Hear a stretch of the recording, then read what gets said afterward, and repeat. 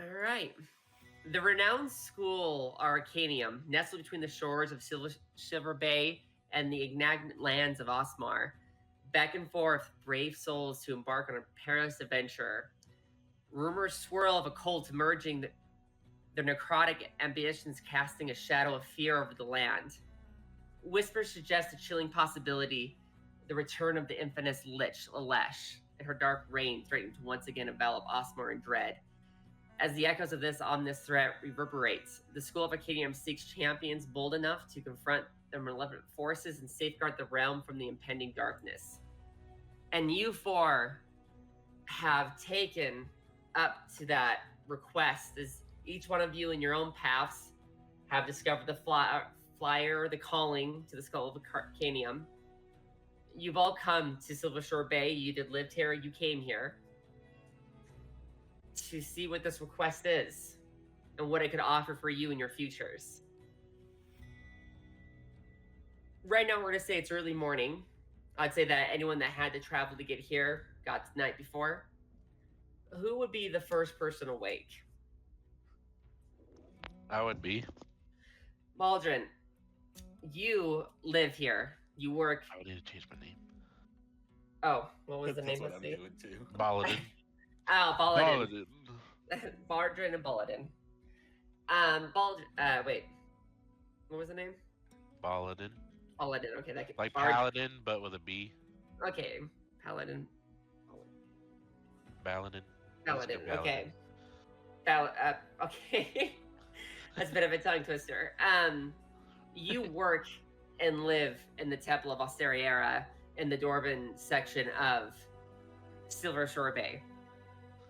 You up early. What are you doing? Are you doing your ritual before you head to the School of Arcanium, or what's kind of going on? Yes, he will set up his forge and light his fire for the day, and he will strike the amble on top of his holy symbol. An older, as like a prayer ritual. As you finish your prayer, an older, your senior cleric. Oh, bold. Paladin. I can say it. It's good to see you doing your prayer early to our goddess. What's on your day? Well, right now I haven't found much to do for the day outside of the normal rituals, but I did find this flyer asking for people's assistance. Oh, looking to spread your wings. Well, as all great clerics should do, they should spread the knowledge they hold. Holding his left arm up from an old injury, he kind of smiles and nods and goes, "You have a great perspective. I am glad that Austeriera has a child like you. You will do well." Thank you. I'm glad I am her child. He's gonna pull something, a little bag from behind as he kind of hands it to you, and it has about 20 gold. He goes, "I want you to just a little extra money in case you have to travel. I would not wish any despair on you." Oh, this is far too nice. Just spread the word of our goddess and follow her ways. You have earned that gold. I will. He bows his head to you before he goes about his cleric duties inside the temple. The temple it has its morning people coming in to be blessed. Some coming in for charity work, some coming in for just to pray, just to appreciate the beautiful craftsmanship that the temple is. But so far, everything in the temple is just going as normal from every day-to-day basis. Okay. Yeah. He would admire the temple as he always does, the grandeur of the Earth Mother, before setting out to find out more about this flyer. So are you trying to try to see if you bump into anyone else that might be holding a flyer, or see if there's any that have been posted? Sure, but he's also just mainly heading for the rendezvous location. But yeah, he'll keep an eye out for others. Perfect. The rendezvous location is the most famous building in Silvershore. It's the famed School of Arcanium, one that welcomes every sort of magic teaching across the globe. Okay. And it also houses your guys' politicians. Right next to the school is a massive tower that is built like most things here that are neutral. It has a dwarven foundation with human and elven accents to the architect. This massive tower is, I mean, easily like the Empire State Building in New York. Um, it is the political powerhouse of your guys' democratic voting leaders, Huh. and that's where you're being invited to. Yeah, he'll make his way towards the tower, but more leisurely, not in any kind of hurry. Oh, absolutely. And you know the common welcome the city with the way it's been designed, as the school and the tower sit at the dead center. And as the city goes out, if you would look at it from a top, it kind of feels like a ripple effect of rings, and all of the streets and alleys all meet up to where the tower is at the dead center, with sub streets and alleyways connected between them. Um, who would be the next person to awaken? I think Sophia will. Sophia, where did you spend the night? Was it an inn or a local park? Yeah, she would have spent her night among the trees and nature. As you're kind of sleeping peacefully amongst Astera's creations, you kind of hear a child's voice go, "Mommy, is this one dead?" And you feel a stick kind of jab at you on your forehead. Goodness, what a way to wake up. I assure you I am not dead, young child. The kid's jaw just drops as it screams and starts crying and running away. What a peculiar kid. The mother, which is a goblin child and a goblin mother, she like picks up her kid and goes, "How rude!" and kind of waddles away from this confusing encounter.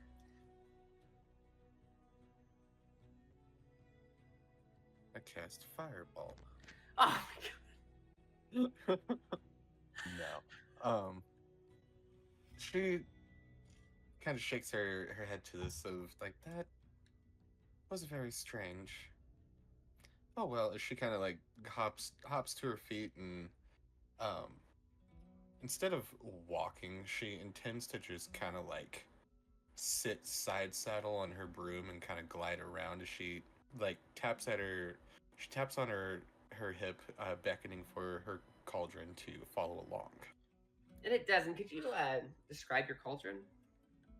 Yeah, like I mean it's like I'd say like basic black pewter cauldron, but with like three like claw feet on the bottom. What Yeah. kind of like spider, crab, or Like as it like walks, it kind of like shuffles along. So kind of, I guess, like kind of crab-like as it okay? follows me. Every now and then, like whatever liquid is inside of it, like I kind of imagine there's just like some green bubbling liquid that's inside of it, and every now and then you just hear the pops from the liquid as it comes waddling with. Oh, absolutely. The liquid is always churning magically, and it's always like at the perfect temperature.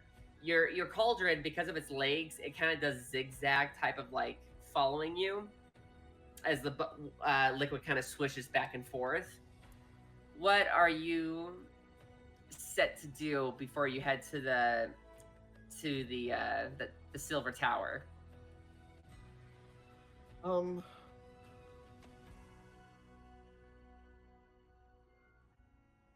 Goodness.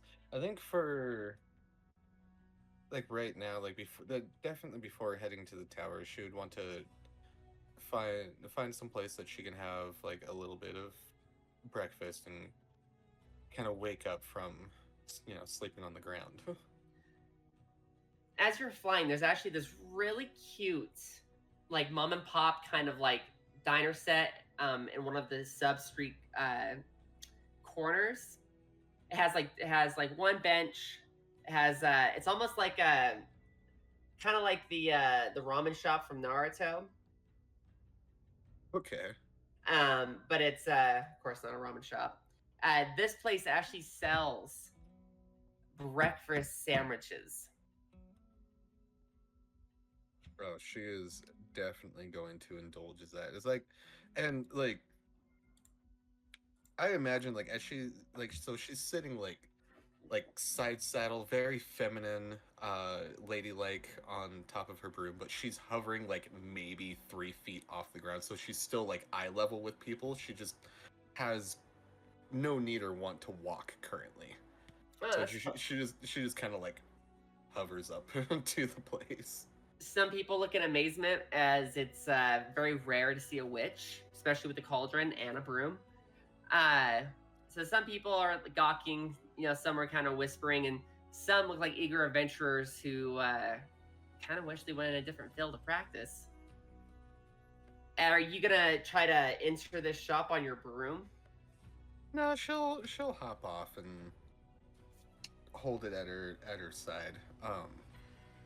So, question for you, DM, because like I know she has a quarterstaff, but can I just say that her broom is the quarterstaff? Yeah, that's totally fine. Okay, cool. As you walk in at the single bar, as you move the hanging flaps, there seems to appear to be a yellow dragonborn that's kind of passed out, sleeping on the left side of the counter.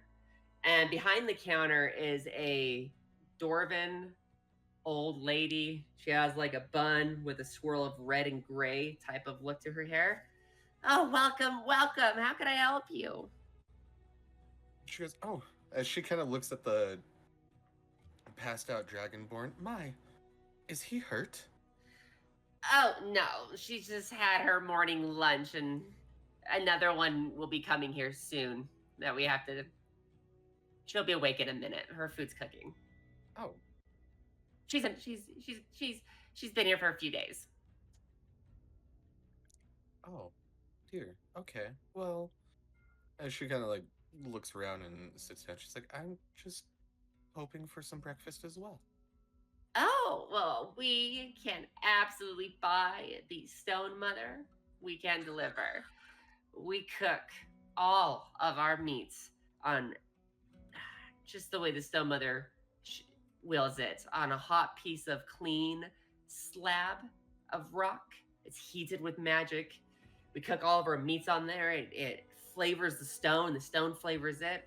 We got ham, we got bacon, we have chicken, we have steak. What kind of meat would you want with your sandwich? As she's like listing off all of the meats, like you see this look of like horror come across her face, and she goes, "Oh, my, do you by chance have something that doesn't contain meat?" Oh, you're one of those grass gnawing people. Okay. Yeah, we got. Do you? She kind of looks kind of lost for words for a second. She goes, "Do you want it toasted, or do you just want a whole bunch of plants and a button?" That toasted sounds lovely. And there'll be 2 copper. And do you? Guessing you don't drink milk. I'm guessing. Do you want water? She's like, the milk is absolutely fine, as long as we are not partaking in the brutal slaughtering of innocent creatures that come from Mother Nature. Knife here's. All right. I understand where you're coming from. Okay, sure. Did I say 2? I'm sorry. I meant 4 copper. And she like, as she just kind of like waves her hand as 4 copper just kind of like plop themselves out of her bag on top of the bar. She grabs the coin and goes to make your toasted vegetable breakfast. Uh, If she you have is. any avocados, those are delightful. Yeah, absolutely. You want the seed as well? She's like, actually, that's rather nice. I will use it in my garden. Okay. And she just walks away. And actually, she walks away grumbling. A very large mustache, no bottom beard, but just a massive stash dwarf, where he has like a chef's hat that goes all the way down to his eyes, and his eyebrows are so furled that they kind of cover his eyes as he slides a large plate of nearly raw meat on crunchy bread with some scrambled eggs on top, secret sauce wrapped up in an edible type of uh, green vine. Uh, hey, let's how you say your character's name? Sorry, what? How you say your character's name? Yes. I don't know. Gwynleal? Yes, we will go with that. Gwen, you wake up to your third breakfast being served to you at this place that you've been staying at.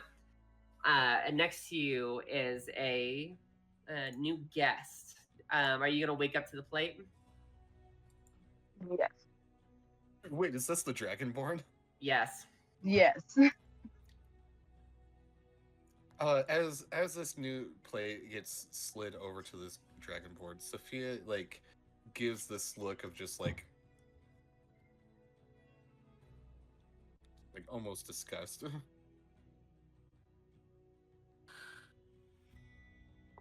And I'm just gonna completely ignore the look and just eat. And it is. I mean, like the bread was toasted, but it's a little soggy from like the blood coming from the nearly raw meat that's been barely cooked. But it's enough to feed 3 men to fill all of your stomachs. Excellent. Goes, my. I hope you enjoy. She like turns to try to like not watch.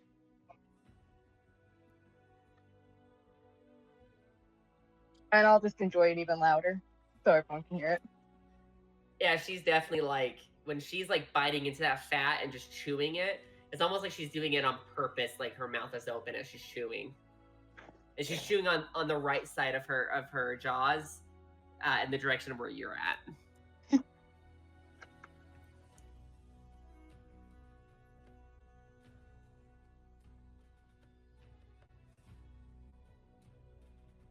As you kind of sit there stunned, a plate slides to you, which just looks like a whole bunch of plants that were ripped out of the garden and like kind of like chopped up as it's buttered. Now the bread itself is a very fluffy but crispy white sourdough bread that's also wrapped in the same vines. It has the dwarven sauce on the inside. Now this does look delightful as she picks it up and starts eating. No mind to whoever it was that they just served her. She is happy to eat whatever vegetation has come from the land. It's kind of a weird assortment of cucumber, carrots, the avocado is in there, and the seeds. The seeds are in there as well. It's she calls it her garden special. You'll see that Sophia has picked out the giant seeds from the avocados and kind of cleaned them off and tucked them away in her bag. She will continue to eat, paying no mind to the Dragonborn's eating. she will say, however, like, so They said you've been here for a few days. When I first came in, I thought you were injured. I almost casted a healing spell on you. So I'm at least glad to see that you are healthy. As she says that with a question mark. She's gonna look up very briefly from her food and be like, "Well, I'm about as healthy as I can be, I think." That's good. And as she looks you up and down, she says, I do apologize, and I hope this isn't incredibly rude of me saying, but what are you? How dare you? I'm offended. Just kidding. She says that very jokingly, and then we'll go ahead and explain that she's a dragonborn. Oh, that's very interesting. And are you descendant of dragon? Also, what's a dragon?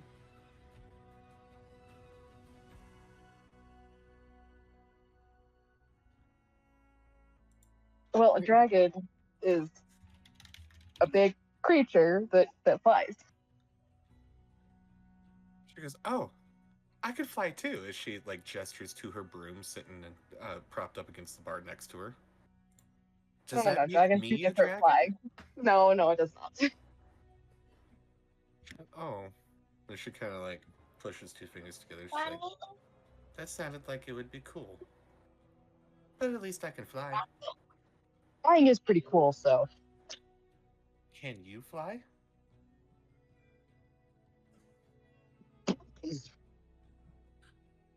Uh,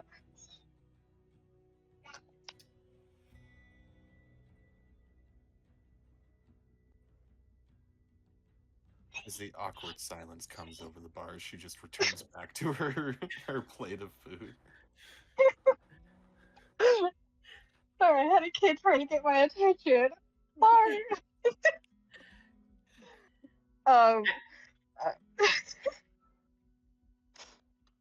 As kind of. Yeah. as you ask that, she doesn't say anything as she's in the middle of just loudly chomping on some more of that meat sandwich. She kind of rotates her shoulders a little bit at the lack of wings as a piece of paper kind of flies out of her. What are you wearing, actually, Gwen? Could you guys both describe your characters to each other?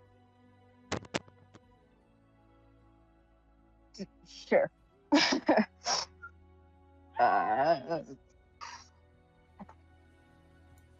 Damn it.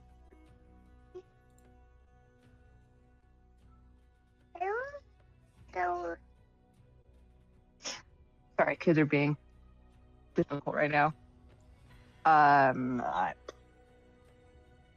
So for me, God damn it. Yes, stop it. I'm having technical difficulties. Okay. So she's gonna have a light green color skin going on is what she has. Just haven't yeah, and so she's not wearing a whole lot because she doesn't like the armor or clothes.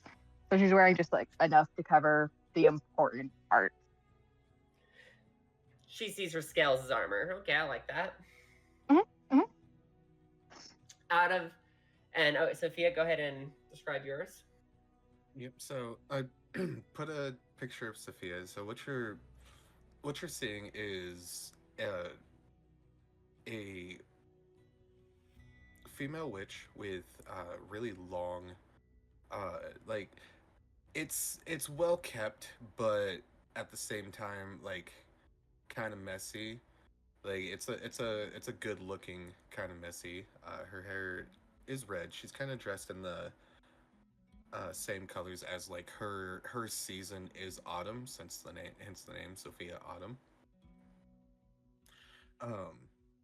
And you'll see just kind of bubbling behind her as she sits at the stool at the bar is a I don't know, DM, how tall would you say it's? Like, what, like 3 feet tall, I think?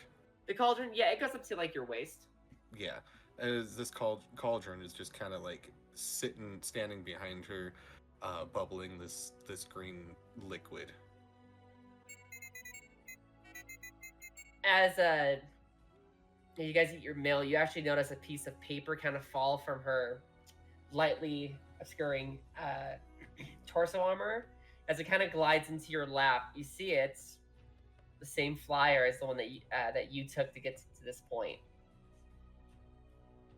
She goes, "Oh," and she holds up the paper. She's like, "Do you go here too?"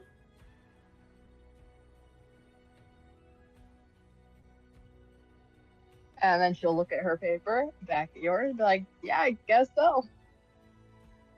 She's like, "Oh, this one must be yours. It fell out of your, if it fell off of you." Oh, well, thank you. Well, maybe after we are done with our breakfast, we can make our way there together. I would enjoy some company. Company's always good. I would like that. I don't get a whole lot of friends. She kind of like pushes her fingers back together. Once people find out what I am, or maybe it's the cauldron, maybe it's the broom, I'm not really sure. Some people either don't want to talk to me, or they really want to talk to me, and that gets kind of scary sometimes. Oh, I can understand that. I'm happy to be your friend if you want me to be your friend. You see her kind of like beam a little bit. She's like, "Yay, I made a new friend." She like turns like leans back and kind of like pats her cauldron side, like, "You hear that? We have a friend." I need to come up with a name for the cauldron. Collie? Collie. As you guys finish up your breakfast and head your way to the tower, Avan, you'd be the last one to awaken. And I'd say right now it's about 10 a.m. And well, you live in the School of Arcanium, so that's where we're gonna pick up is in your dorm room. Yeah, Avam wouldn't wake up any earlier than he necessarily needs to. Basically, probably about an hour or so before any learning for the day. Just enough time to kind of get ready. So you kind of pop out of the bed. Quibbles! I'm feeling as you see a little pin materialize and then start floating. I'm feeling a emerald green today. As you see, like the ink and at the tip of the quill sort of switches to a green color. Let's see what we've got in store. I like that. That's really cool. Okay. And are you just planning on heading straight to the Silver Tower? He would do his normal routine, getting dressed, washing up and that type of stuff, but nothing too crazy. Just a pretty standard morning routine. Would he go to the mess hall to eat? I'm sure he'd grab something light, but yeah. Okay, yeah, they have some to-go boxes for students of various species for different kind of tastes. For you, is your character more of a meat eater or? He would kind of go with like the Italian breakfast, so it'd be like a croissant with like some Parmesan cheese to like stuff into the croissant. Oh, absolutely, and like the seasoning that's glazed on the croissant when it's baked, it actually makes like a very arcanic design going all the way around it that actually enhances the flavor by magic. Perfect. So then I'm guessing everyone's just gonna head to that tower at this point then. I think so. Yes. And then how do you say your name? Don? If I Avam? can say it correctly. Avan? Okay. I'm so bad at names. Avan. You'd be the first person there. As you go up the spiraling staircase, because the school, so it's a heightened platform with the school kind of on the back end of the platform, and it covers the whole side. It's pretty much one whole building of various shapes and sizes. Next to it is the massive tower that goes up. And to get to the front door, it's a spiral staircase at the base of it that goes up about 20 feet. As you enter the door, there's no one else in there besides the vault door that secures the inner tower from the secretary waiting. There is an old man who is kind of writing in his papers. His fingers are just kind of shaking a little bit as he's licking his lips kind of loudly as he scribbles on the paper. Do you approach? Were they already expecting me, or is this? If you I'd say because you go to the school and this is from the headmistress, that they would already know who you are. You would just need to identify yourself. Okay.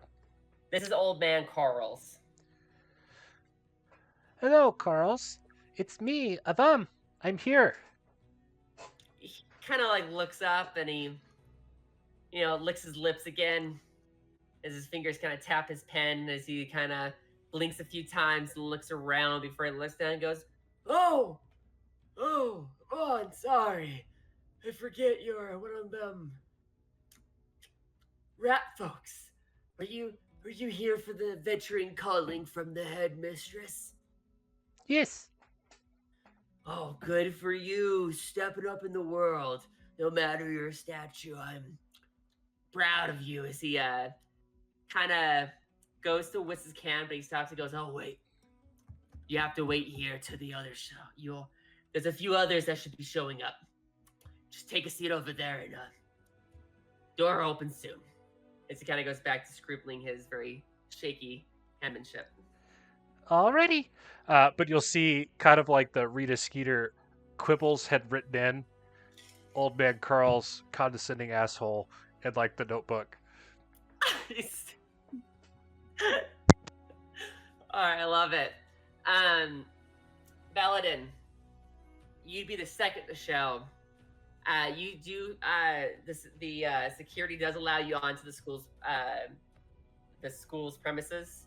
As you go up on the platform, it's a half spiral that kind of goes left around the arc up to the platform. As you go up there, you'll see that there are 3 statues of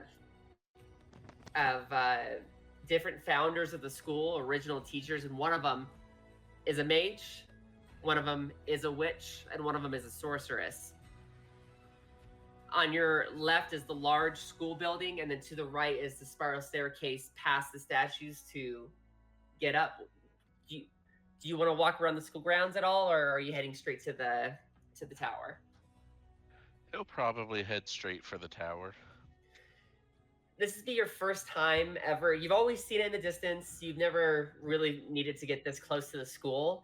But as you start going up, about 15 feet above the already 40 feet that the platform pushes the school up above the city, it's definitely getting pretty high as you approach these 2 large iron doors that have an arcane magic circle carved into it. Do you knock or do you go in? He'll give a knock. Avan, you gonna hear how hard are you knocking? There's a metal ring. Right? Is it a dwarf kind of or? Yeah, he gives it a dwarven umph. Avan, you kind of hear like a loud wham at the door, and Carlo kind of goes, "Oh, come in."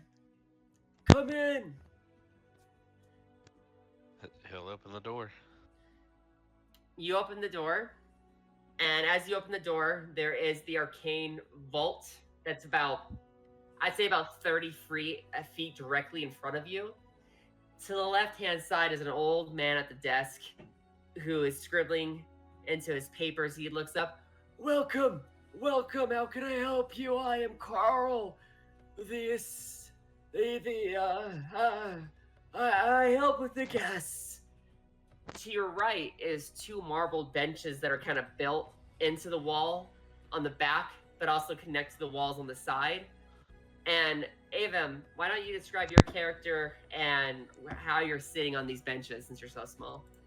So you've got this 4'2" little rat. He's got gray fur with patches of white, and the typical beady black eyes. And he's kind of kicking his feet out because they don't quite touch the ground, even sitting on the bench. Um, and he's got like this blue sort of wizard robe. I dropped an image, um, and then he's got a little bit of a staff, and there's this little quill floating nearby. Yeah.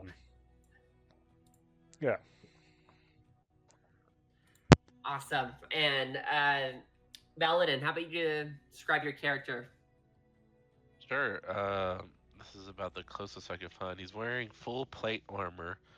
On each shoulder pad, it has a anvil with a hammer laying on top of it. He holds in his hand a war hammer that is in the shape of a smithy's hammer, as well as on his belt is a smaller, more defined smithy's hammer for smaller details. Around his neck is a gold necklace of the Earth Mother symbol. He's got brown, slick back hair that flows down behind his shoulders, and a long dwarvish beard braided with golden like hair bands. He looks to be about not middle aged, but an older dwarf. Do you approach Carl, who's at Sure. the desk writing? Yeah. As you approach, he goes, "And how can I help you, Sir Dwarf?" Well, I'm coming here for this flyer. I see this is the location to meet. He licks his lips. It's very loud when he licks his lips. They're already wet enough. As he grabs the flyer from you and he pulls out his monocle and kind of looks at it as the paper shakes kind of violently. "Oh, see? Avin, I told you. Others would come, see? You could go sit over next to Avin." Right. Okay. And he'll do that. Well, I seem to be not the first one here. Don't feel too bad. I live just downstairs. Huh. It's the first time I'm ever talking to a rat. Well, it's not the Wait, weirdest. would this be the first time? No. This is a free city. A lot of races are allowed to be in this city. There are quite a few rat folk, but they're very civilized rat folk. It's very important for them to seem and look civilized. And on any major on any continent of any city, goblins are the workforce in this world. So they're also very common as well. Well, not too familiar with the rat folk, but always nice to see another happy face. Yeah. This is my friend Quibbles. And you see like the little quill kind of like That's it kind of adorable. shakes or whatever, but like it doesn't. It obviously doesn't do anything more than that. Well, Quill the Quibble, Quibble the Quill. What a nice name. What do you do? I cast magic. I cast magic and hit things through faith. I'm a cleric, you see, of the Earth Mother. I'm trying to remember. Is she friends with the collector? Roll me a religion check to see if you know anything about the collector. And Avim, can you roll me a perception check too? 24, nat 20. Oh, so you are quite well versed in the different gods of different domains and realms. The one of most countries see it as the domain of thievery. because of what the rat folk do, is they got a collector who basically is looking for any and all magical items to be collected. But you're only that's like the broad spectrum of what you know about the collector. That's a crisp 3 for my perception. You're too excited that you get to go into the Silver Tower today Wow. to notice any trinkets on him that might catch your eye. Well, I'm not an expert on the collector, but I don't see them being at odds. So Yay! friendly terms. We could be friends then. Sure, we can be friends. As you guys are talking, Gwen and Sophia both enter into the Silver Tower. This is both Sophia and Gwen's first time up, even going this high. I'd say would be kind of a new aspect for you, Gwen, but not for Sophia. But you both reach up the spiral staircase to the Silver Tower's front doors. Do you knock or do you enter? Sophia will knock, like, very politely, but maybe a little too soft. Do you use the ring or your own hands? She's gonna use her hands. To you and Gwen, you can't even hear it. Maybe it's because from the wind blowing, but on the inside, it sounds just as loud as when Paladin knocked. How many times do you hit it? Twice, 3 times, or multiple? She just does a quick, like, 3 taps. As you do the 3 taps, for Carl and them, it's actually 3 loud, quick taps. As Carl goes, "We hear you! Come in! Come in!" She kind of, like, jumps back, like, "Oh, bye. Maybe you should go first. I'll follow."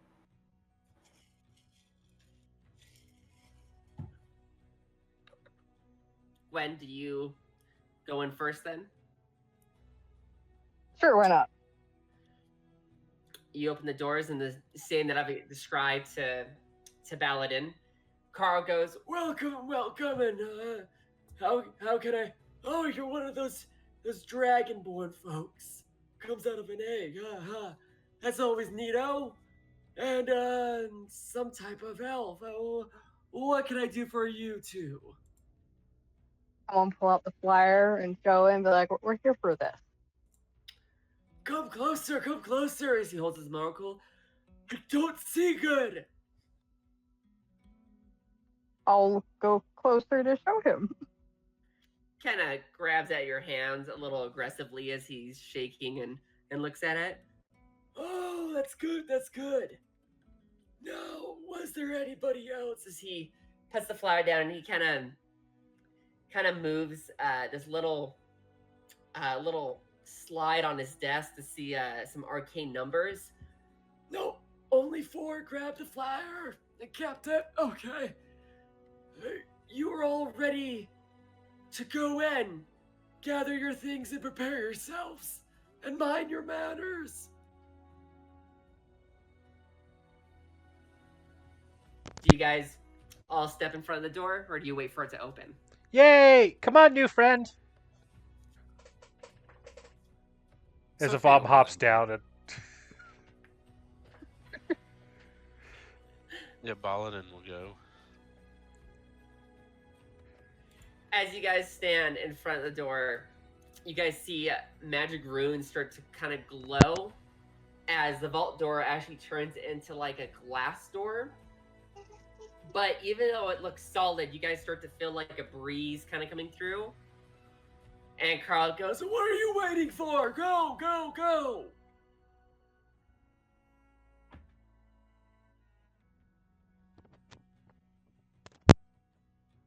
Do you proceed to walk into the glass door? yes. I want to walk into it.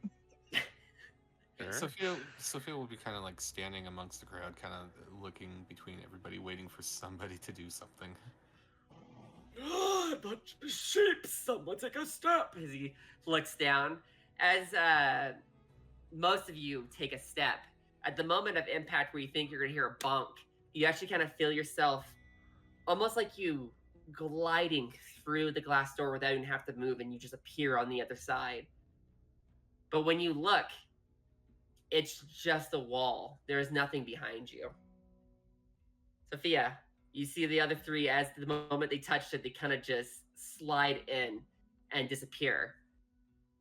Do you touch the glass door?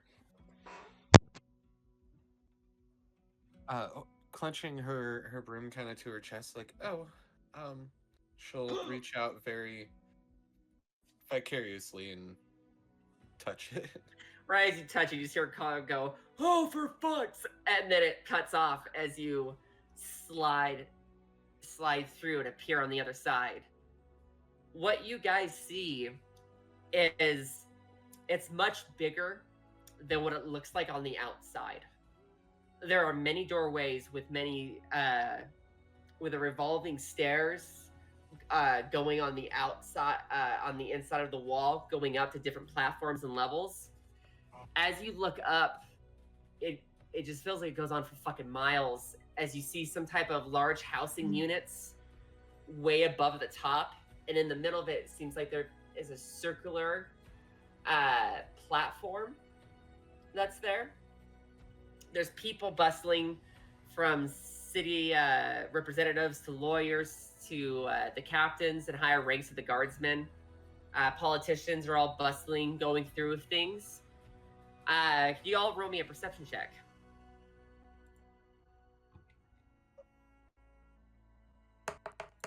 Fucking Don.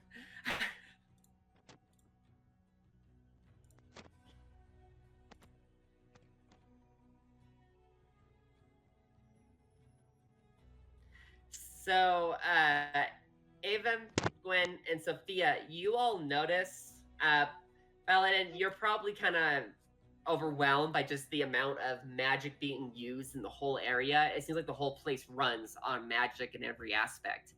The rest of you guys look down, you see that the floor itself is glass. And what you see underneath, only maybe Avam might know, but I guess Sophia, with you being from a witch's cult, you might also know of this place. Gwen, you, I would say, have no idea what you're looking under. Underneath the tower is a mystical place called the Eternal Labyrinth Library. As you look down, you just see hallways of bookshelves going on and on past the border of the glass floor beneath you. And in the middle of that, that's directly below you, and it seems to be about easy 70 to 80 feet down, is a large purple shaded dragon sleeping on a massive pile of books. It's wearing a very sleek, like teacher's robe and a teacher's cap on its head, as that is the librarian to the maze. Would any of you want to roll a history check at all, or would you just want to move on? I'll roll a history check. All right, go ahead and roll a history check.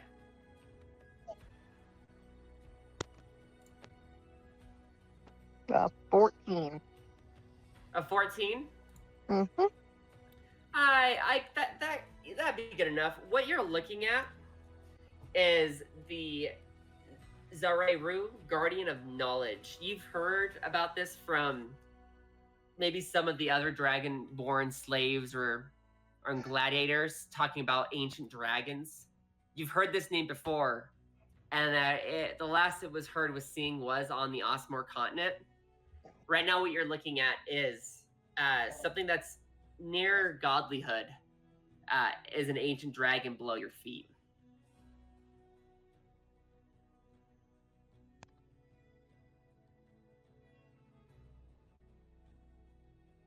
Anywho, skis.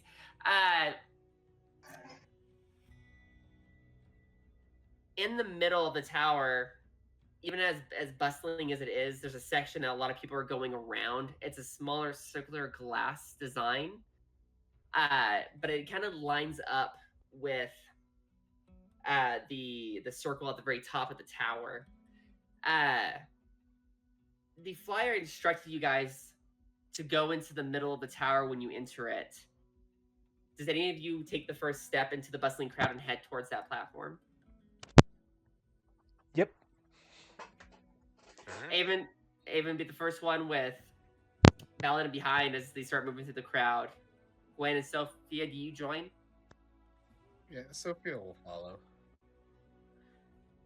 Perfect. You guys kind of dodge past a few people. Some of them just too busy in their folders to even notice you guys.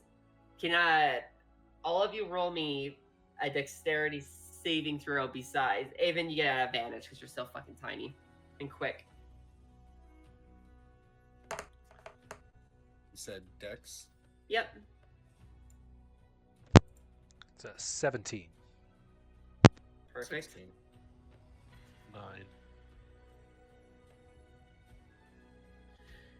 So Aven, Sophia, and Gwen, you guys all easily kind of dodge the bustling traffic of people. Balin, there's a few times you've been bumped into, or you've actually bumped into people getting through. Definitely seems like a crowded place for someone like you, Baladin. Oh, for sure. He's just the whole way through. He's like, "Well, I'll pardon my way. Well, watch where you're going." And at any time Avam gets more than like 2 or 3 feet ahead, he'll come back. Come on, friend, come on, and then start going I'm again. trying my best, but these rude people keep bumping into. Hey, How dare you! I am out busy! As the person starts rushing past you. Lord, young folks these days. As you all make it to the platform, the design on the glass floor, just the section of the platform that you guys are on, glows as it starts to raise up. Can I get some like mystical music, DJ? Clicks on dark ambient horror. As the walls turn into tentacles and the meaty maw accepts your souls. Yeah, I think that could work. That could work. It does take several minutes of you guys standing on this platform going up. And as you're going up, you still see rows of stairs kind of mapping the wall of the tower with so many doors. But it just doesn't match up with the appearance on the outside, no matter how big the tower seems. Aven, you clearly know that you're in basically a pocket dimension within the tower itself. Now, as you guys get to the top, you kind of notice that where the platform's headed is a ceiling. There with rune symbols, and it's not really like anything's opening. What's your guys' reactions to this at all? Any anxiety? Yeah, just starstruck mainly.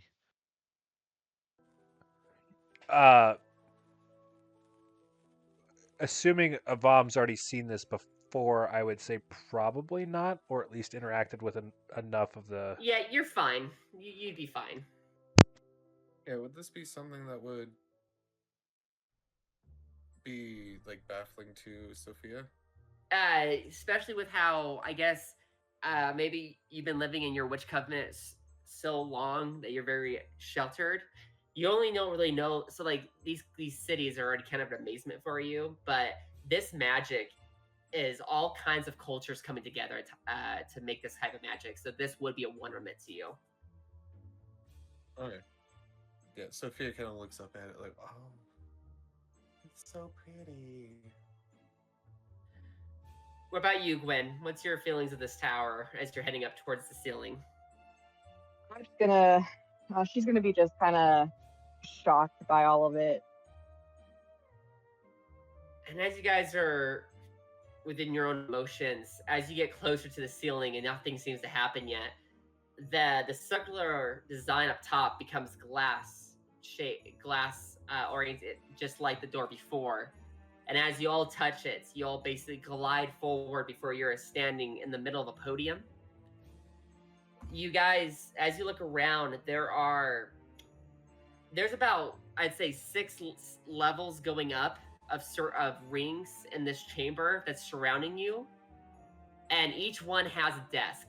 And above the ninth ring of desks, there are three smaller podiums above that are in different directions from you guys.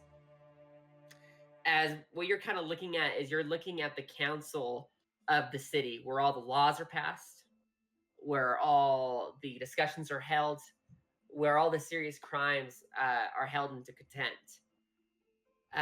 For all of you besides Avon, this is your first time in the infamous Silver Tower.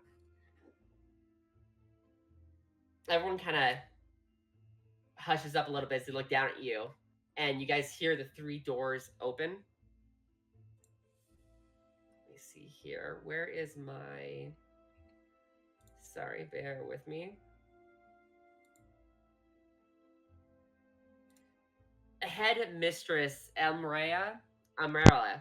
Now, Avam, you know her. She's your head mistress, but she's also the high elf that helped start this city hundreds of years ago. She steps out, and I'll post a picture for you guys. Hold on a second. I should make like a PC art kind of. NPC art. Let me see her. Where is her picture? This is the headmistress and the high elf council member who kind of steps out of her podium in her room as she closes the doors and goes, "Ah, the adventurers have finally arrived. Thank you so much for heeding my call. I am a headmistress of the school and also one of the founding leaders here. I am Umrella, and it's a pleasure to meet you. May I have your names?" I'm Avam. And this She is just smiles Quibbles. She just smiles at you. You'll see Sophia bows. She says, "My name is Sophia Autumn." Ah, yes. The witch from the Durmist Woods. Been eagerly awaiting your arrival, and she'll look to the other two.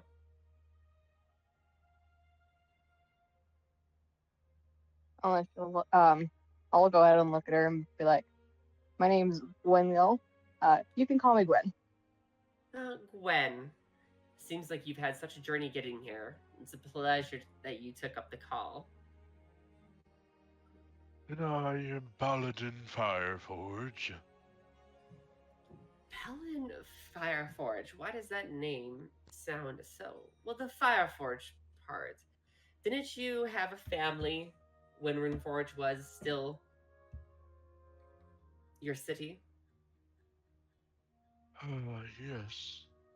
Trying times those were, I did. Deeply, deeply trying. Well, I'm so happy that you made it out safe. And I thank you for also accepting the call. Now, you may wonder why, with such an importance, that we wouldn't reach out to the guild hall and call on stronger adventurers or our own defenders. But right now, there is tension with the Zagorim continent and the Great Horn Ones faction. There has been some tensions and rise of war may happen. We rather not sacrifice our best defenders. What we are looking for are people who are willing to commit and grow into the roles of adventurers and investigate these echoes of dread that we may be hearing. In return, continue. Oh, you're good. He just says, huh? In return, you will be paid through the guild. You will be even ranked up through the guild.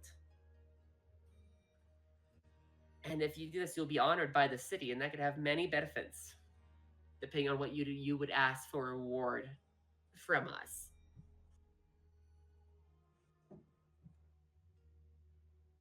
Do you all wish to stay? This may take years. Well, I'm fine with it. I don't really have any goals in my life at the current moment outside of my religion.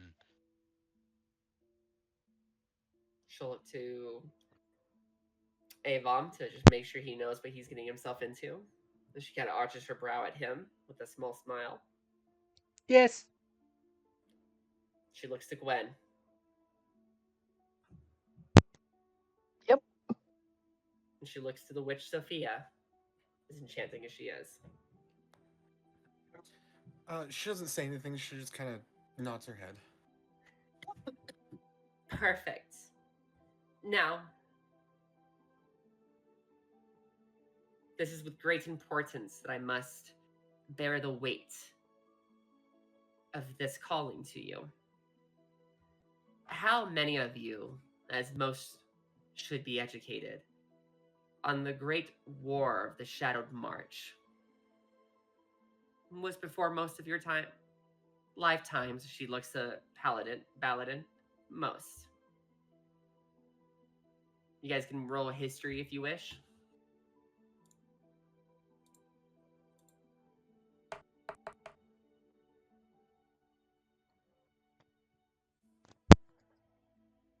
He's 16. 16 for Avam as well. Nice. I had a 15. 15, okay.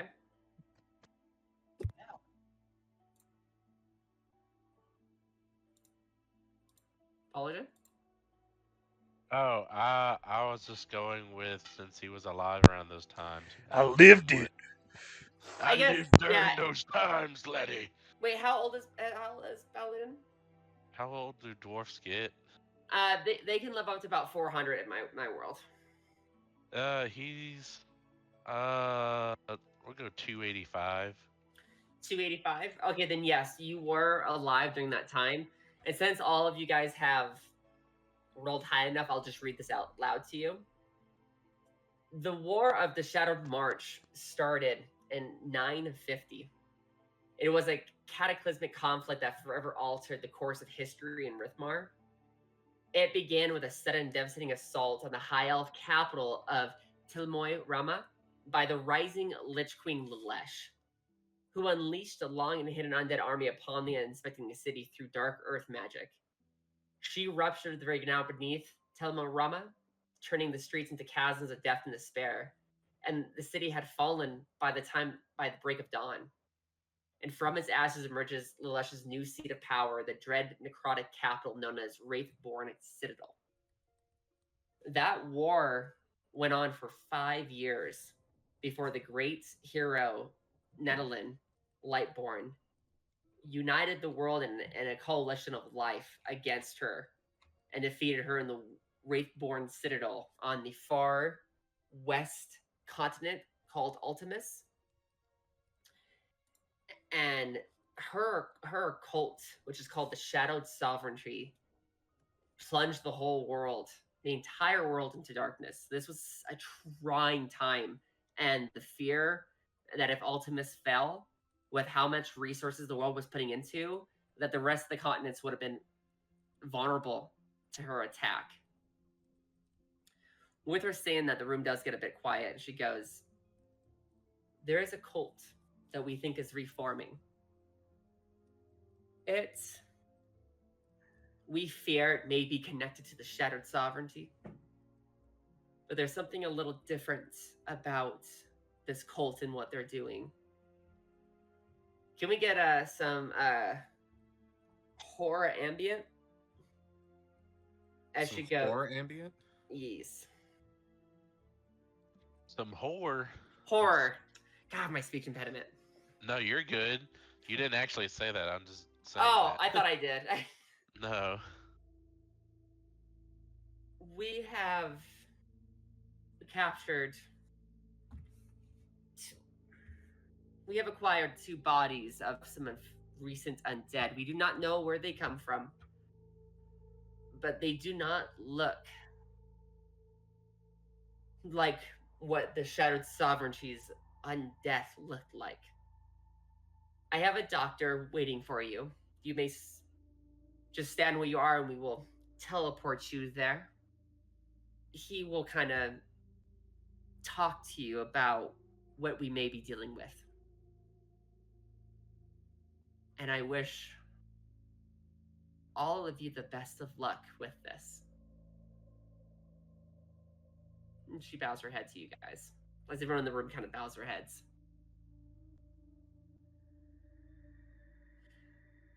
You guys kind of feel that pull.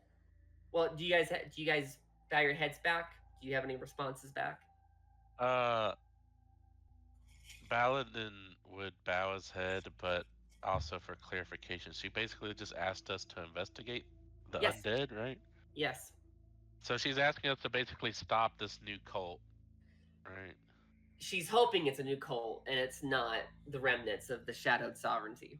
Oh, so basically we're just trying to confirm or deny the suspicions right now.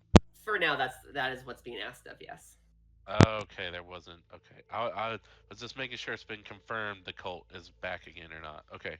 It's not. Yeah, no, he just bows his head, says a little prayer, because given living those events, he is very terrified. He's like, Earth Mother, please make a metal fortress of our minds and fortitude. Yeah, I would say that you actually, during that time, you were in your apprenticeship of being a cleric, and you were actually tending the wounded behind the battlefields, and it was nightmare fuel.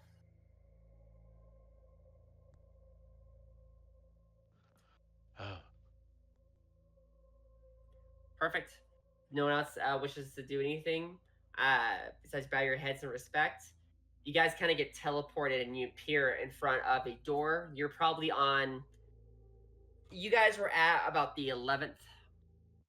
I'd say probably the. How tall is that? How tall is the Empire State Building? I don't know. It's about. Okay, cool. 2,000 feet or something like that? It's Like 14. 100 floors, aren't there? 1,454 to the tip. You guys would probably be on, I would say, probably the 500th floor, as you guys were just on probably the 1,400th floor on that top ceiling. You guys probably feel a little bit of a pop in your eardrums from not being used to how quickly you just moved. There is a wooden door that has a name tag on front of it, and its name is Dr. Welsh. Who enters first? Baladin would definitely be eager to see.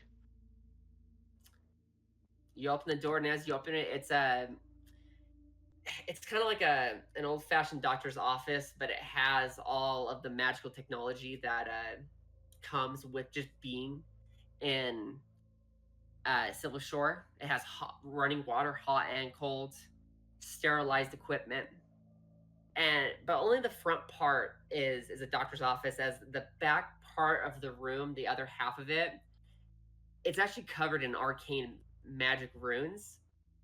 And as you open the door, you'll see that there's someone wearing white robes, very baggy white robes with a kind of a hood over their head. And they're kind of standing just on the other side of those runes. There are two bodies on the other side. Oh. Kind of turns and you see another high elf. She has reddish hair, but it's mostly pulled back and hidden by the hood. Emerald green eyes and a little dash of freckles across her cheeks and nose. Oh, you must be the adventuring party that took up the call. Thank you so much for doing so. I'm glad you could be here. Please, show us the bodies. Absolutely. Now I must warn you that just stay on the other side of the runes. She kind of looks at the whole group. Is that understood? Well, Yes, of course. Baladin gives a nod. Perfect. Because it is. Well, we'll get into that. As you guys kind of approach her and walk past her desk and her observation table, you guys do see two bodies, but it almost has like mycelium kind of coming out of its mouth and kind of multiple layers, and all the veins on its body are very dark. We found two of these straying towards from the mountains, from the Valador Mountains. We captured these two after killing them. But as you can see, there is, and she kind of waves her hand as the bodies lift up, almost like they're in a coma stasis. As she kind of brings the bodies closer and they kind of turn to show the body at a profile view. Normally when undead is summoned, it's rotting and undead, but these ones, well, how about you guys take a look and tell me what you think? Anyone who wants to roll a perception check and examine more closely, you can. Did I argue a medicine check? Oh, absolutely. Yeah, sorry. Medicine check for sure would work too. 22. Oh, damn. It's a nat 20 for Avam. Oh, damn, Avam. Okay, cool. Sophia and Gwen, do you choose to... Oh, okay, cool. Well, Gwen, you are a barbarian, so, I mean, this just looks like Not a 1. Not a 1. Yes. Rolling high. Dead body, yes. Yeah, Gwen, this just looks like... it just looks like an undead. You've fought them before in the Gladiator Ring in Zagrerim. This is... No, it's so low. They look alive to me. Clearly breathing. Actually, yeah. How do I handle the spell? You don't see what's wrong with them, honestly. You kind of wonder, are they dead? Okay. Sophia, you do notice, especially with your... Actually, Sophia, could you also roll me an arcane check at advantage along with this?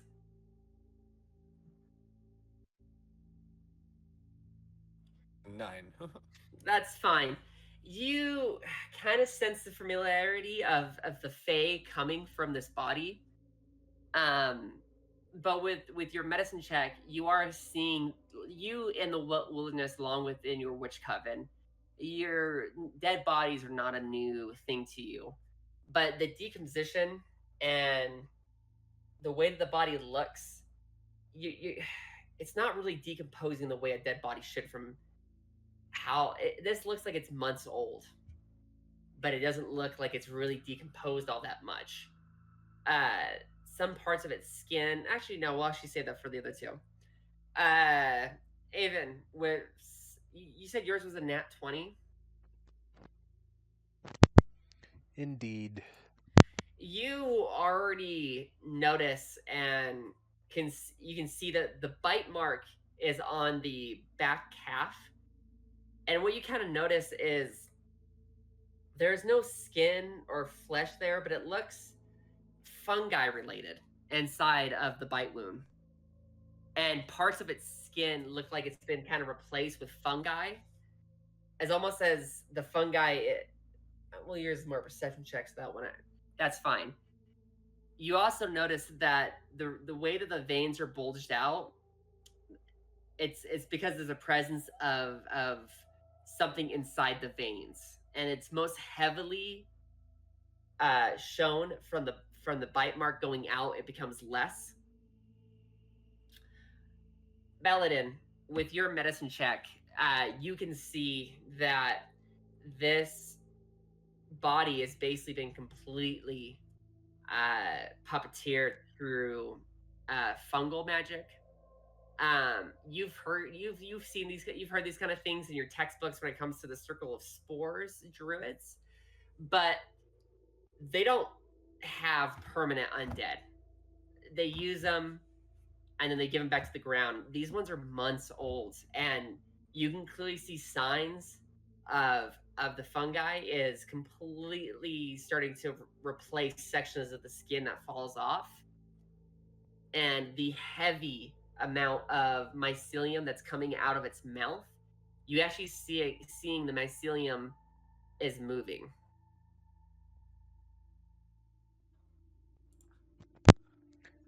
Well, given my observation here, it looks like the bodies are infected with some type of fungi who is replacing the necrotic tissue.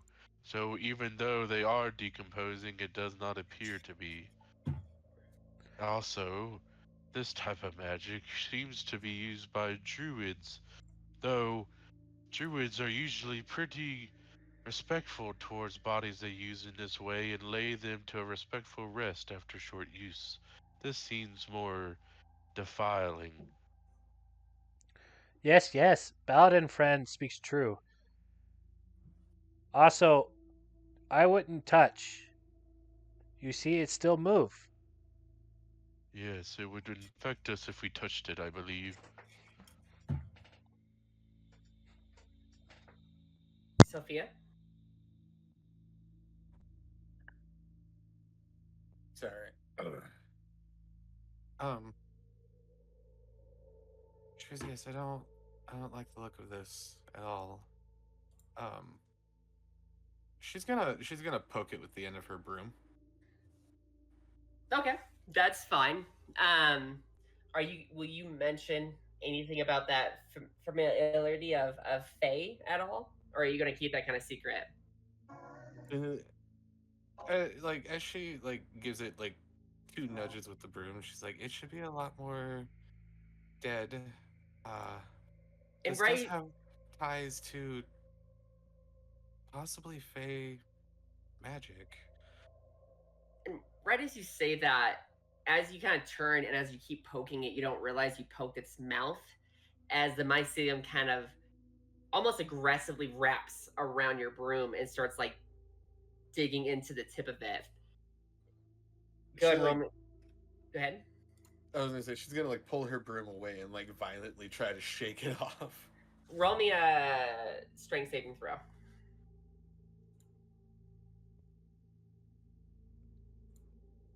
Come on, Sophia. You bitch, that was almost a 19. Oh my gods. Uh, Rip so, Sophie, as you go to pull, you forgot to close your hands like tight enough as you kind of like slip and let go, and the broom kind of drops on the ground with a little bit of mycelium on the tip of it on the back, and it's just slightly, I would say 2-3 feet on the other side of the rune line. So it like flew a different direction. It's like 3 feet away from you on the ground, but it's on the other side of the runes. She's shit. Baladin's going to cast Guiding Bolt on the fungi, grabbing the broom. As you go to cast it, the rune wall kind of activates it as it kind of stops the guiding bolt. She goes, "I told you not to reach across the runes. But I didn't reach across the room. My You." And she just looks at you like, And you see Avam kind of shaking his head as Quibbles Yeah. is adding a note. So there's a note that's got Paladin, cleric, friend, nice to Quibbles, and then underneath that, it's got Sophia, doesn't listen, doesn't pay attention, makes mistakes.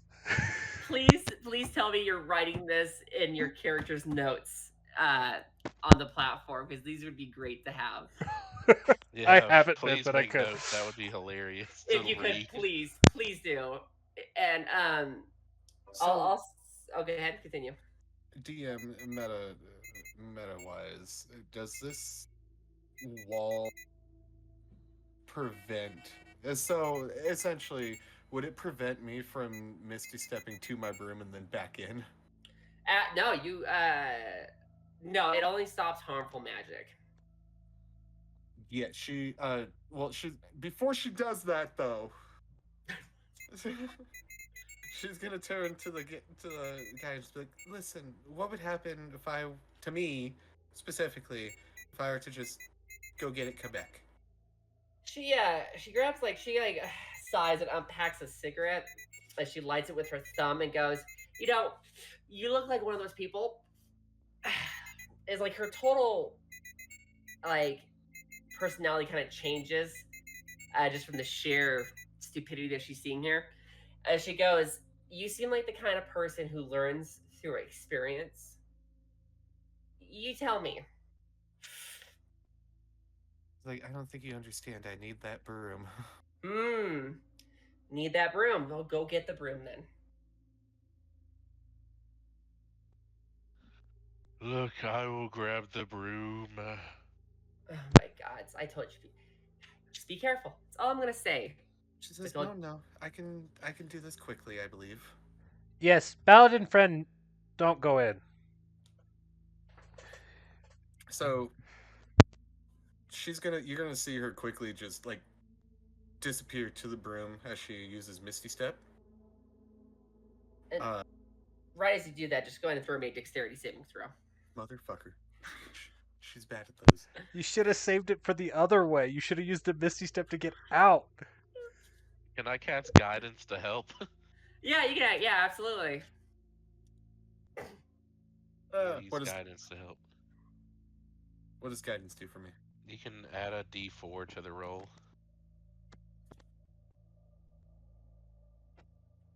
So 14 in total.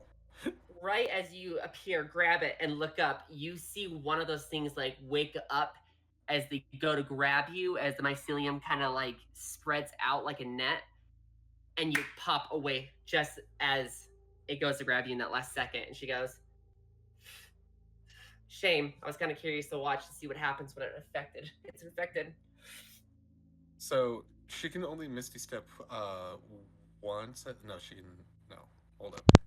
When did she Misty Step? I think she can only Misty Step once. That's but fine. She's going to phase step back into the ring. So as she phase steps back in, a rush of leaves kind of like as they envelop real quickly and dissipate. She appears, but everybody in the circle needs to roll a wisdom saving throw. You Oh mean my God. you're going out of the thing, right? Yeah, she's face She stepping. Misty stepped back. into it, and then she cast the Fey thing to come Yeah, to back get to out. us. But I think it does damage on wherever it lands, it sounds like. Nope. Everybody needs to do a wisdom saving throw of DC 14 or be charmed by me. It's a 20 for Avam. 21. Boo. Bitch ass. I think we need a wisdom saving throw from Gwen.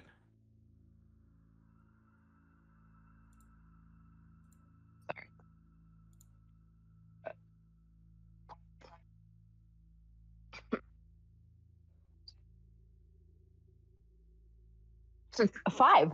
Oh my God! Yeah, I'm doing great tonight. you are the only one that's charmed. You are now charmed by me, and you can't help but look at how just purely gorgeous I am. I mean, fair. Do you have I a accept. tail? Gwen, do you have a tail? Yes. Her tail is kind of like a. Her tail's kind of wagging, kind of hard, and you're feeling a little love strike or beauty strike a bit.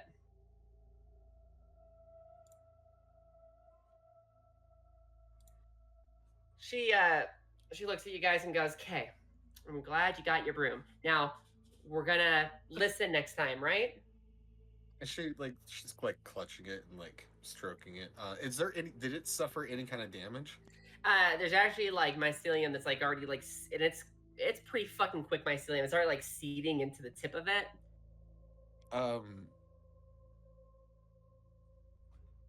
She's gonna cast mending on it. Yeah, it completely destroys that mycelium before I could actually network. It's kind of like this like little tiny leaves and green wind kind of swirl around the top as they kind of dissipate. And then Doctor goes, okay, so here's how it works. This is what we're concerned about. If you're bitten, you're infected. I understand that now. If you do get infected, it's very important that you get back to us. We'll have to.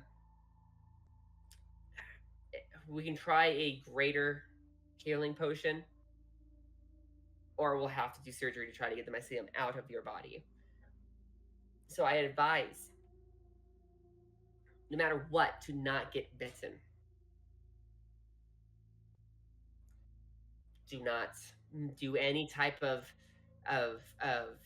fey magic, or I guess in a sense of what druids would do. Do not try to be one with the earth if you're on an infected network. And it's hard to tell because it could be all around us right now. We have no idea. But we believe this is networked.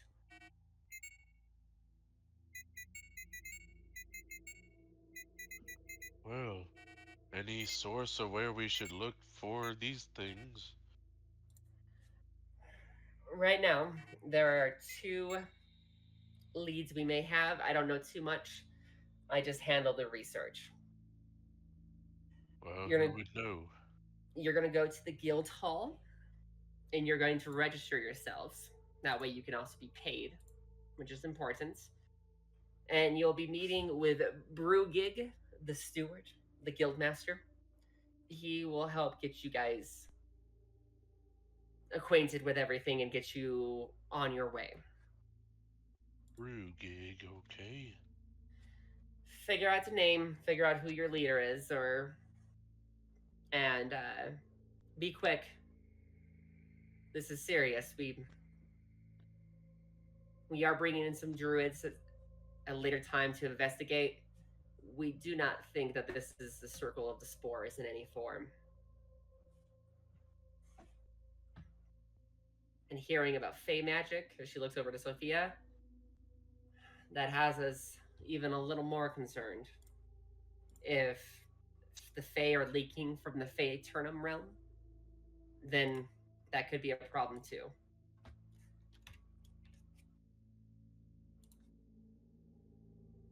Well, I believe it's time we head to Brew gig then. No time to waste. I think we've done sufficient info gathering here. She'll kind of turn around and just keep smoking as she's looking at the fungal zombies as she lets the comatose status kind of turn off so they're more active naturally, and she's just watching them. Yeah, Baladin pulls out his cigar, one of his cigars, and lights it with his thumb. She nods in approval. Not wanting to be left out, Avam pulls out a piece of cheese and a cracker and starts nibbling. Baladin visibly laughs. Now that is heartening. And you'll see him kind of like rummage in his cloak. Here, and he hands you one of them as well. Yeah, he nibbles on it. That's adorable. It just disappears underneath his beard. Yeah, there's like it goes underneath the mustache into his mouth. So you guys head to the guild hall? Roger Dodger. Yup.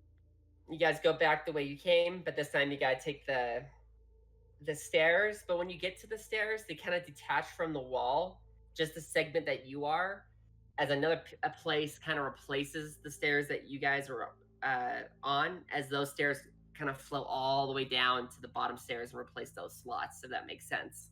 An escalator. Kind of, yeah. Much quicker way, Okay. yeah. That's cool. You guys go through the glass wall as you end up on the other side with old man Carl, who's currently asleep on his break. He's like passed out on his desk snoring, but on the front it says "We'll be back soon." That's one way to do it. The Guild's adventuring is on the 8th ring, while the harbor is on the 9th ring, going west from the Silver Tower. The Guild Hall has basically a pretty high, flat white wall surface with an archway that has a gate. Behind that gate, you can clearly see there's a courtyard with young adventurers practicing their martial skills with some coaches, and there's people kind of bustling in and out. Do you guys proceed into the guild hall? Yeah. Indeed. As you enter and you guys kind of step through, it is quite busy. Um, there are different like booths kind of going across from south to north, kind of going across with different types of quest givers on the inside giving quests because it's quite a central point for the adventurers in a very large, bustling city.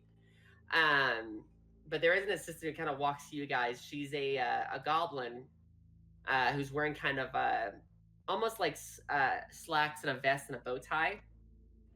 Her hair is kind of braided back as her tusks are actually. She looks quite clean. And she goes, "Hey, welcome to the guild hall. How can I help you?" Yas, queen, yas. Yes, queen. Yes. What does that even mean? Huh? Did not say anything. Watching you, dwarf. Watching you. What can I help you people with? Well, I believe we are on an official quest to register here at the Adventurers Guild. Well, how would I know that? No one told me. Well, I'm telling you now. All right. I'm guessing you're the ones that Baldrin. I said his name wrong. I said Baldrin. I don't know why. Baldrin. Brigand is looking for you. As she kind of points with her large, long nails, she aims at this. It's a balcony that has a round archway and two oak wooden doors, and underneath it, in the middle of the balcony, underneath there's like a spiral staircase going all the way down. Head up there and knock twice. He's waiting for you. Sounds simple enough. Is it? Baldrin will take his leave, not answering that question. It's not as busy. The way that it's organized with the different booths being lined up, it's quite easy to actually walk to the different sections because they have like ropes and things that have people tethered off. In the middle part of the facility is a straight path with only people trying to get from one place to another, not any lines for getting quests or signing up for adventuring. As you guys head up to this spiral staircase, and I'm assuming you guys are gonna knock. Yes. You hear a deep voice go, "Come in, come in." Yeah, he walks in. As you guys walk in, you'll see that it's on both sides of the walls. There are bookshelves with in between each bookshelf there's like some type of trophy from one's adventuring. There's about 6 of these in between each. In total, there are about 6 trophy cases of different types of relics or weapons from on his days of adventuring. Here's a picture of Brigig. He's about a 6'3" orc. He does have 2 extra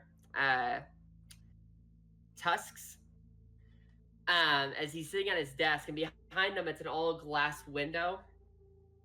As the light kind of puts a cast of silhouette on his front face, so it makes him look a little more intimidating. Who enters my domain? Oh shoot, we should have thought of a name. Well, my name is Baladin Fireforge, and this party of ours has been deemed a quest from the Mage Tower. I'm Avam, and this is Quibbles.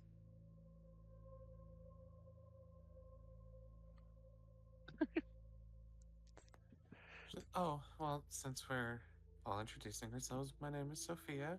She clutches her broom to her chest. And he looks at the Dragonborn. She's just gonna stare, not even respond at this point.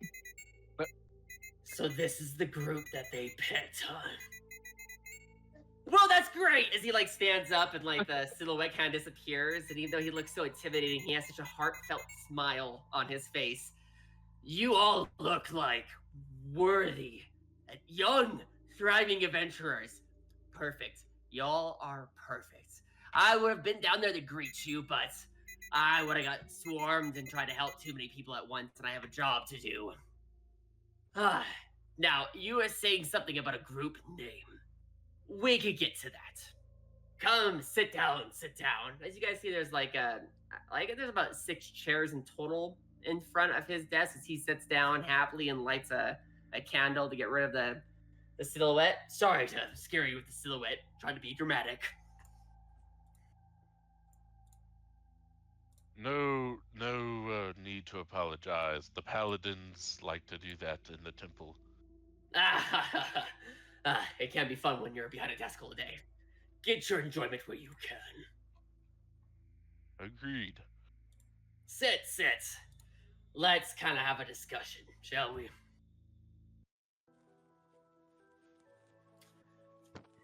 Do you guys all sit? Gwen will perch herself atop her broom and just kind of hover there.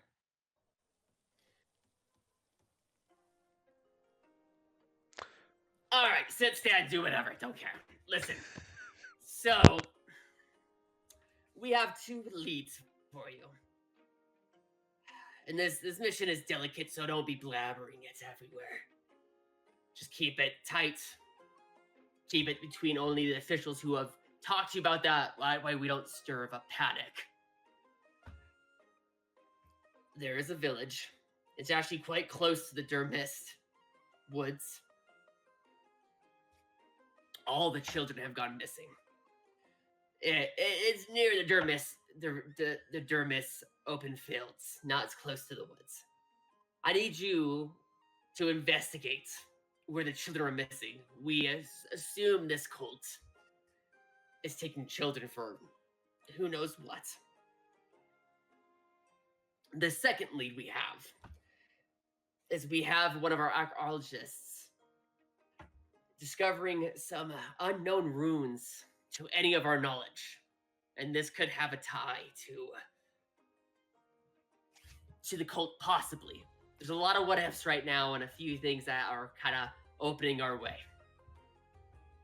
We will send you a book that will convey messages so we can give you updated quests and a bag of holding. The bag of holding will actually contain your treasury.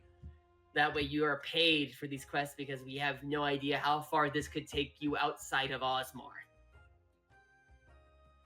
He's going to look at Avan and go, it will be a perilous journey, most in depth. But you have the energy I can tell about you to be an aspiring adventurer. You can make it. Yes. Yes, I like you. Now, have you thought of a name?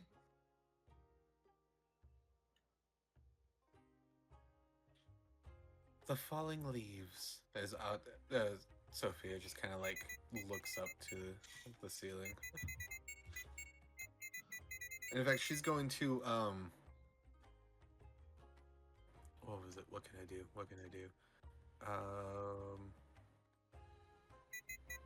I think I can use druid craft and like form leaves that just kind of float down around me. I suggest silver lining. Whenever there are dark times, people can always look to us to bring the positive. No. Looks Gwen and Avan, do you guys have any tickets you want to put in the hat? Avam looks to what Quibbles had written and then shakes his head. No. Well, it wrote something. Oh, sorry, I dropped it into the Rithbar stuff. Oh no, you're fine. He saw it right, so he's like, "Is the pen saying that you have nothing, or did it write something?" Well, Quibbles has a personality of his own, and I'd like that to share. He looks at the pen and he squints. He goes, "Dark one, I see you."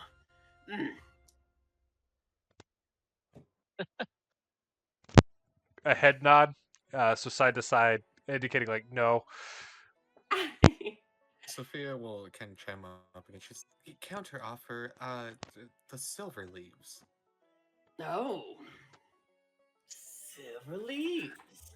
And he looks over to Gwen and goes, "Silent one, are you mute or do you talk? We're all friends here. We're all adventurers, aspiring." And he like slams his hands on the table as his energy is getting too pumped up to inspire greatness among the people.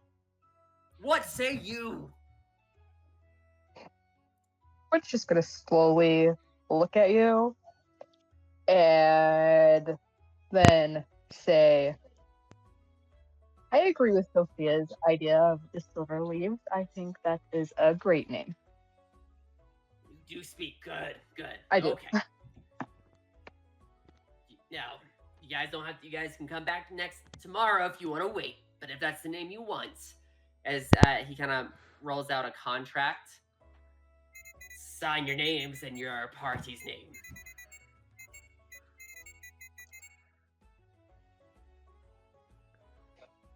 Mine's gonna go sign it.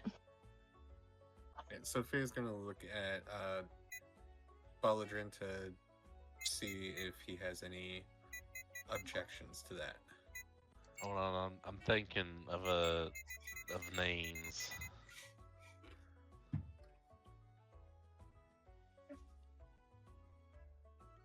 She's like, or it could be the leaf lining too. I don't know. I just really like leaves. Stupid. Well, that's all fine and dandy, but should the name be only because something you like, or should it be something we all agree upon? That's why I added in either silver or lining. Like, I'm meeting you halfway here. What about the riffraffs?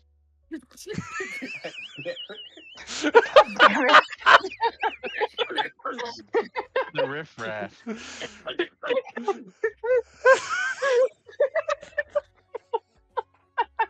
You know what? How about you guys have 24 hours to think about it? We're gonna give you a day to buy your traveling needs and prepare yourself. We have one of the highest inns, has rooms for you that have baths and food. We're gonna spoil you a little bit before you go. So tomorrow he kind of rolls it up. You can sign this with a more confident name. And, he kind of slides it and goes, listen, a lot of people fuck up their adventuring name and it's on their record, and you just don't want that. Think it over, have dinner, get drunk. And he kind of writes down the address, and he gives you funny enough, the Red Leaf Inn. Oh, Lord. And he goes, go there. You're gonna get the Avengers treatments for accepting this. But just know once you sign this contract, you're in it for the long haul. Remember that. So you got 24 hours to think about this. I didn't leave my woods to turn back now. And Yeah. she squeaks at the name of the inn. She's like, oh look, see, Baladrin, aren't leaves fantastic? Yes, leaves remind you of the cycle of life and all, but I mean, you're the only nature-inclined person here, I believe. It Yeah. just didn't make sense. Baladin uses the leaves for smoking. Exactly. There are many uses for nature's things. Smoking is indeed one of them, and I have heard that sometimes, depending on what plant it is you are using, can range anywhere between a energetic feeling, maybe a stress relief feeling, or I've seen a few people get really weird off of it. I wouldn't know. I haven't tried. Listen, I'm so happy you guys are putting your heart into this, but you're kind of my office. Now hold on. I think last word would be a good team name because in the end we always have the last word.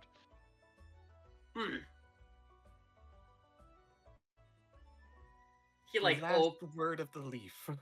he like opens the drawer, but right when she says that, he like slides the drawer closed where the contract is. Right. So, I'm all about the spirit of youth and adventuring. Go figure this out over dinner or something. Just go. Sophia will like just rotate on her broom and just start kind of like bobbing towards the door as a little colleague clinks its way towards her. The red leaf is on the fifth ring, and what's really cool about this city is the ocean water is actually, it's almost like Venice, where there's actually like little boats going in between the rings. So there's a lot of bridges connecting rings. So the city's very Venice-y kind of feel to it. Do you guys join Sophia, or you guys now have more free roam to yourself as we got this out of the way? You guys can meet up at the Red Leaf now and enjoy your treatment, or go about it. We'll go in kind of the order of discourse of Bulletin. Are you going to head to the Red Leaf, or is there anything you kind of want to do now to prepare for your journey? You can do it tomorrow too if you want. Up to you. I think he'll make a stop by the temple just to tidy up his room before this adventure, say a prayer one last time at the temple altar, and then go to the inn. Okay, perfect. And I mean, everyone, some people are giving you like wrapped up food. Some are giving you like their favorite prayer verse of the goddess, and it's all very beautifully wrapped. Like everything that's given to you is very beautifully wrapped with cloth or with leaves for the food, and it's almost like you're going on a pilgrimage. Is how they're kind of treating it as they say their goodbyes.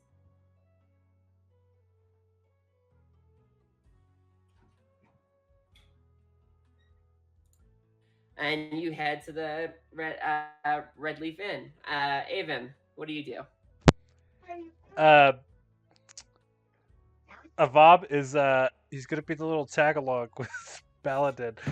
Whether or not Baladin necessarily agreed with it, Avam's gonna follow him around because this is his new friend. Oh, a lot of people like you. Yes, this is the temple where I have worshipped for many years now. Nice. As like Avam, like he just there's too much energy, so like he's kind of like rocking on his feet with like his hands clasped, like knowing that he shouldn't be touching, and like it's a temple, so like you kind of are supposed to be a little bit more calm and everything, and it's not happening. Some people mistake you as being part of his pilgrimage, as they're now starting to hand you like nicely written like scriptures and like food, like bread and dried fruit. Oh, this is the best day ever. New friend and people just give me stuff.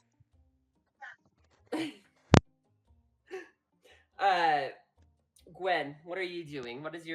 Are you gonna prepare for the travel now? And go shopping, or are you gonna head straight to the inn for now? I'm gonna follow Sophia because me and her became friends, so I gotta stick with my friend. Oh, yeah, that's great. Okay. And then Sophia, you have a Gwen following you, and you see Baladin and Avon just kind of go opposite directions.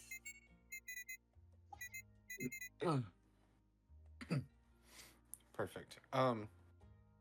Sophia's gonna head straight to the Red Leaf Inn. Perfect. As you guys get there, I'd say by now we're at like maybe 3 p.m. in total. It took you about 30 minutes of walking to get there. The inn is really nice. It actually has a large, like pretty massive, I'd say about 20, let's say about 15-foot tall red leaf tree that actually comes from the Redwood Kingdoms. And a sign that says owned by original Redwood Kingdom citizens, as their trees were kind of they're kind of a hot spot for tourists just to see, and so someone brought it here as like advertisement to the restaurant. The entire inn is made out of the redwood trees, so all of the wood parts are of this like almost blood red color, very calming, with the opposite colors being a very light tan color.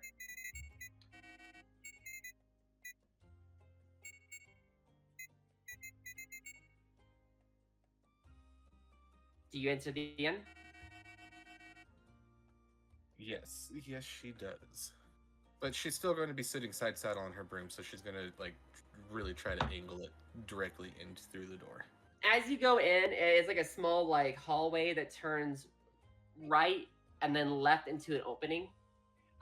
There are about multiple large round tables in the center with a whole bunch of table walls that are sticking out of the wall with like booths and like privacy screenings between each one for smaller crowds. While there's this large bar that's being handled by like 4 different people. It's decently busy, but it's definitely only like middle class or higher people here. And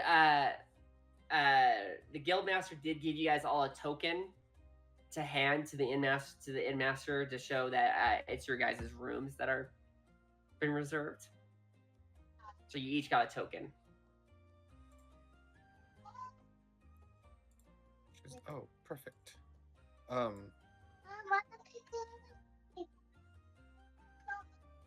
Sophia's gonna. So we already got like our token for our rooms. Yes. Sophia's gonna go inspect her room. So you'll go to the bar, and one of the ladies, she's actually a gnome. They're all gnomes actually, as they actually have like a little rail system and behind the bar, so they can be at the height of the bar. She goes, "Oh, thank you. Let me see. Oh, you guys have the adventuring rooms. Oh, special treatment, special treatment. If you go up the stairs and go to the left hallway, your 4 rooms are all the way to the back." Because thank you very much. As her broom just awkwardly turns and starts floating towards the stairs. And as you guys are going to the stairs, she yells, "Also, dinner will be served at your rooms tonight. Just fill out the piece of paper in your room, and you'll just put that on the outside of your door so we know your dietary." And she gets quieter and quieter as you keep going.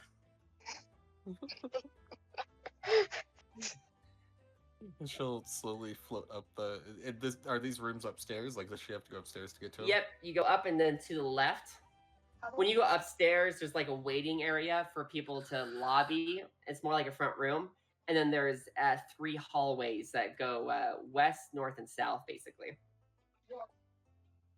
We'll keep heading down the hallway in the direction that she's the supposed south. to go. Yeah, Perfect. The south. As you get there, it's a wall with a painting of a mighty gnome adventurer in Wildlands, and to the left there are 2 doors, and to the right there are 2 doors. As your token has a number on it that is assigned to your door, and yours is a 14, and Gwen's is a 12. Oh, it looks like we're only a room away, bestie. And then she'll float over to her door and open it to see what the rooms look like. As you approach the door, it's much like in real life how hotels' doors look, that bulky metal thing. But this one's more sophisticated, and it has like rune magic on, Dwarven rune magic. and you see there's a slot for a token. We will place her token inside of it very To- eagerly. Token slips in, and you hear a click as the door opens. And as the door magically opens, you do see your room. It has a open hallway bathroom, no door, with a stone tub in the middle. It has a dining table next to a bookshelf with a whole bunch of books from different stories and adventures, and it has about a queen-size bed. Gwen, do you follow Sophia into her room, or are you going to go into your own room?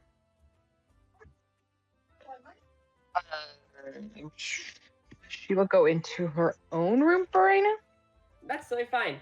You enter into the exact same layout, just a different angle. And each of you guys have like pamphlets on your beds that have services that you can agree to, that you're welcome to look at. What do you guys do in your rooms before we switch over to Avan and Paladin? So she will take some time to kind of like look over that pamphlet. It checks if you'd want the hot stone massage. It checks for your dietary needs, and it asks for your size for basically like a relaxing robe, and if you want any alcohol for dinner. She'll slowly kind of like fill it out as she thinks about some things. She's like, massage does sound nice. She'll check that one, and she'll just fill in like vegetarian milk and cheese are fine. Okay, perfect. Gwen, do you fill out the pamphlet at all, or are you more just looking around at your room? I will go ahead and fill out the pamphlet as well. Perfect. Do you opt in for the massage? Nah. Okay, you opt out. Once you guys, and then you'll add just your standard dietary needs. Yeah, lots of meat, but Lots of. not all the way cooked. Sophia feels a disturbance in the force. Her eyes squint. Perfect. And then you guys simply just set them on there's these little paper slits that hang from your wall. You can slide things in.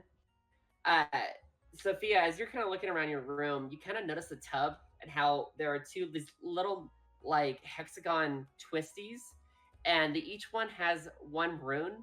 One is red and one is blue. Do you twist them? I'm sorry, can you repeat that? Yeah, so as you're both, well, Gwen kind of knows more about this since she's been here for a few days, but you're new to the city. You never ever experienced running water before in your life. As you go to your bathtub, you kind of see that both like the sink, there's a faucet, and with the bathtub's faucet, they both have these two hexagon knobs that you can twist, and they have two runes. They have one rune on each one of them, and one is blue and one is red. Do you mess with those at all? Yeah, she's going to son of a whore. Okay, she's going, get the fuck off of here. She's going to, very vicariously just, like, spin both knobs. As you spin them, water starts flooding out, and the water is, like, room temperature warm. She starts, like, panicking. She's like, oh my god, I've unleashed a river inside of this inn! She's, like, no attempt to even, like, turn the knobs again. She's, like, trying to cup the water and shove it back up into the spout, do something, before she finally, in a panic state, runs out of her room and starts banging on Gwen's door and saying, I have unleashed a river and I don't know how to stop it!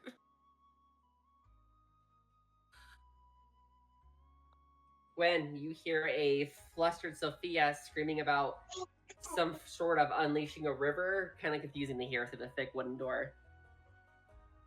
I'm gonna go ahead and go over there and kind of knock on her door to make sure she's okay. I'm at your door. She's at your door. Oh, you're at my door. Okay, well, I'm Yeah. gonna open it then and be like, what's up? She's like, I don't know what I did. I unleashed a river in my room and it won't stop. Have you not dealt with water before that runs? It's, well, rivers run through the forest all the time. So I'm gonna have her come into my room at this point. I'm gonna show her how the water works. As like Gwen kind of like explains everything, she's very like curious. She's like, so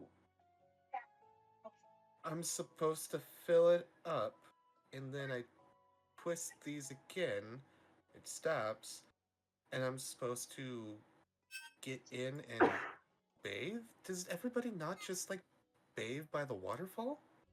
No, not everyone has that luxury. It's very interesting. I'd very much like to try this. As she like kind of skips out of Gwen's room back to her room, hopefully not flooding the place. You caught it just in time, but it's pretty fucking full It's like at the brim. at the brim of room temperature water. As you, oh, good. She'll kind of like reach in to drain like just a little bit to what she feels is an appropriate level. Yeah, Or- like as you like put your finger in there as for the drainage, you kind of mimic what she showed you. You basically touch the rim of the drain and go left for open and right for close. And as you do, the water starts rushing down. Yeah, she'll drain it to an appropriate level, and she's really like kind of taken back and happy. She's like, "Oh, this is much warmer than a waterfall," and she'll strip naked and get in. Perfect. While you've been doing that, Aven and Baladin, how long did you guys spend at the temple, do you think? No more than an hour, probably. Okay. And do you guys want to go shopping now, or do you want to wait till tomorrow for that?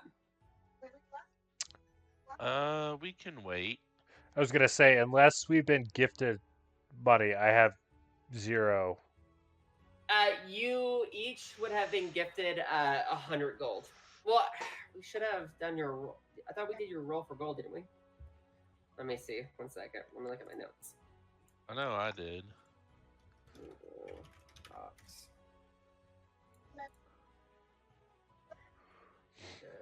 Okay, so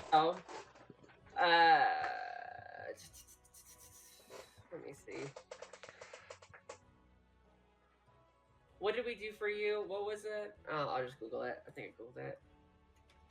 I was gonna say, you might have changed your process for like when we did character creation between when I did mine and now, because That's fair. it was Give your before December, so it was like October or November. possibly. So you're gonna roll a. So you're gonna do 500 gold plus a 1d10 times 25 for everybody who hasn't done their starting gold. You said 500 plus 1 times, or sorry, 1d, 1d10 times 25.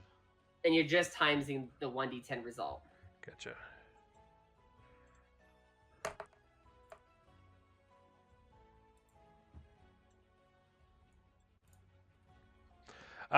But at the moment, I don't need anything that I'm aware of. We'll see how Okay. it goes later. That's all right. Okay. Paladin would definitely be bouncing off some party names with Avam. Same. I was gonna say, well, Quibbles has know- been writing a bunch of different ones down. You know, there are 4 of us, and we all have skins. What about the 4 skins?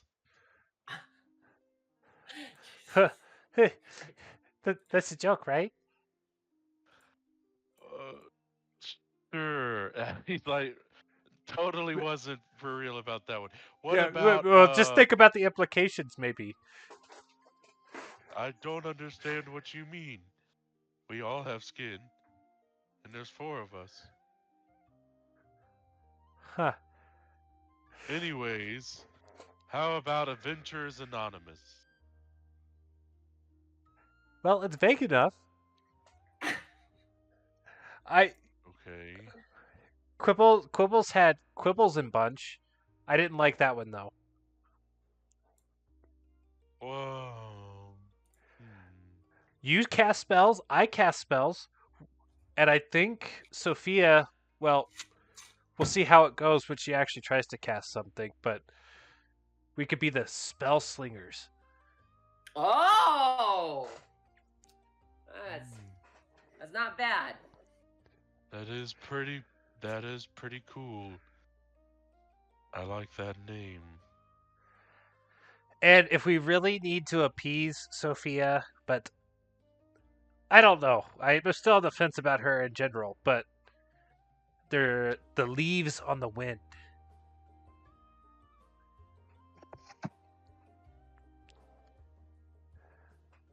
The Howling Winds. I don't know. These are all good ideas.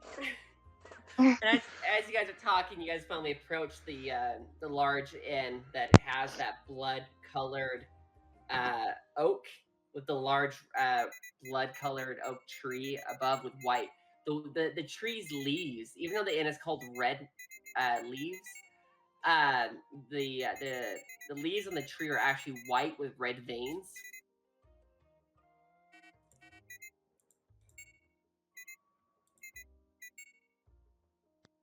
The tree has what? So the tree itself is red, like the wood is like a blood red, but the leaves themselves are white with red veins. Oh, that's cool. And that's what this is like. This tree was moved directly from the Great Redwood Forest of the Redwood Gate Kingdom. Do you guys enter the inn? Yes. Yes.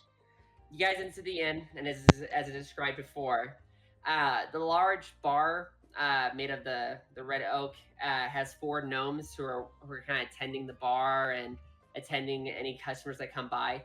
Do you guys approach that, or do you guys decide to sit down to order something, or?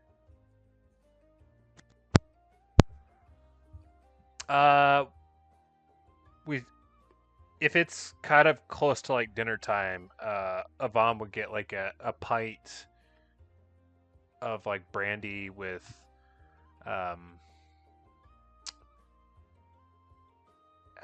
we'll go with like some bread and cheese. That'll be his go-to. Okay, so you guys are gonna sit down and order food then. Yeah. Okay, you guys do sit down, and as you guys sit there, there's actually like a menu made out of thick parchment paper. And then there's a little rune button on the right, and it basically on the bottom it reads "click to order." The menu has all kinds of heavy meat dishes to all kinds of soups. It's actually quite a robust meal, a robust menu.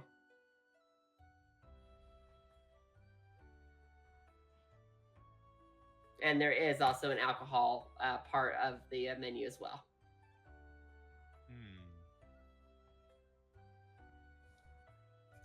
He'll just order himself just some like crackers and meat.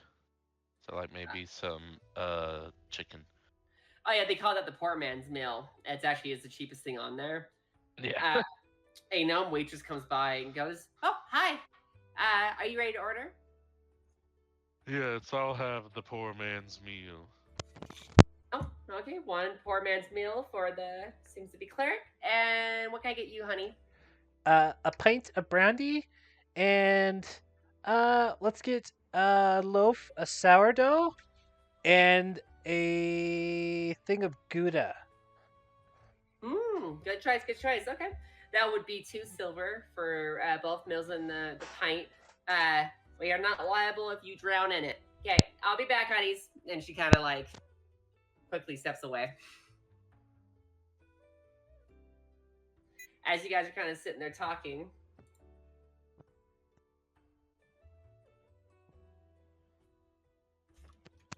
go ahead and add it. Thank you. No problem. As you guys are kind of waiting for your food to come here, Sophia and Gwen, you guys kind of step out of the room. They maybe explore a bit, and you guys do see Avan and Baladin kind of sitting at one of the wall tables that stick out on the outer edge of the inn. There are 2 extra seats to this for this wall table. Do you guys join them at all?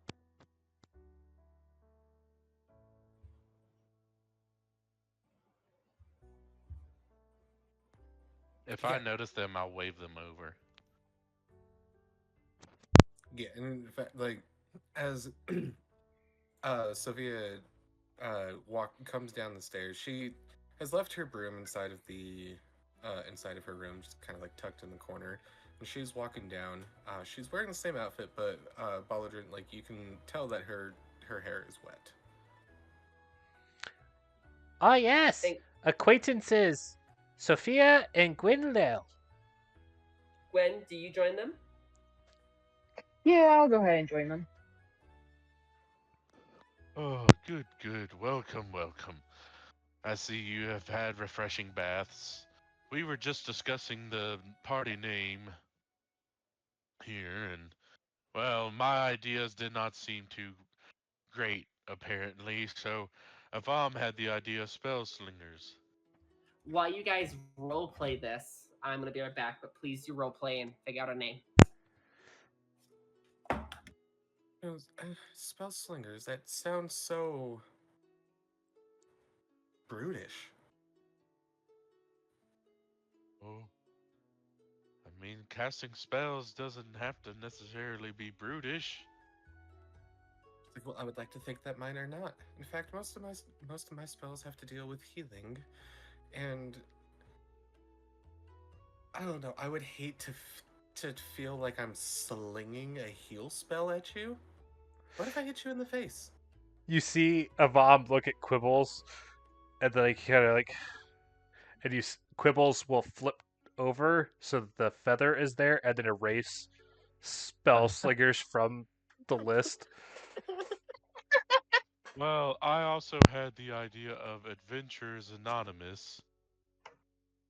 Like, ooh. I do like the mystique that comes from behind that. Kind of like, who are these adventurers? I don't know. They're anonymous. Let's see. I've got enchanted keepers because we're like the keepers of the peace, and we use magic.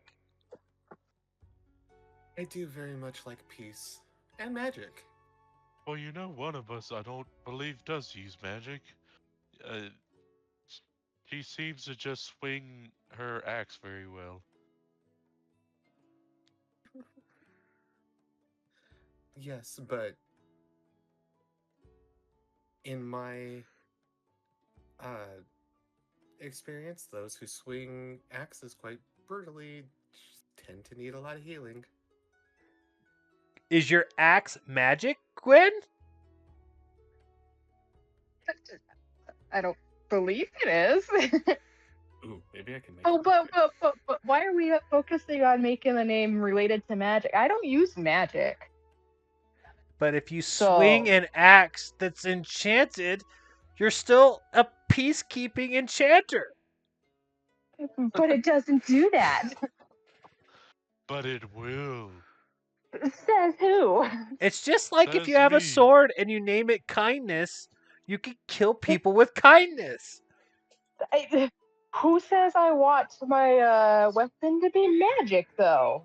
Maybe I make it how it is. Oh, I didn't say it had to be. I asked if it was. Right now, it's not. So I have a question. Is like, how does like, are you wielding a great axe, and is your God? I don't know what you would call that. Is like the hilt? Is it made of wood? Champion's great sword, it says. Yeah, I've Well, got. Yeah, I got a great sword. Yeah. Sophia kind of like sits back. She goes, "If it's all metal, I can't make it magic. I'm sorry." That's okay. I don't need it to be magic. All She kinda right, looks down at the rest Quibbles. of you. Does anybody have any other kind of wood they would like magic?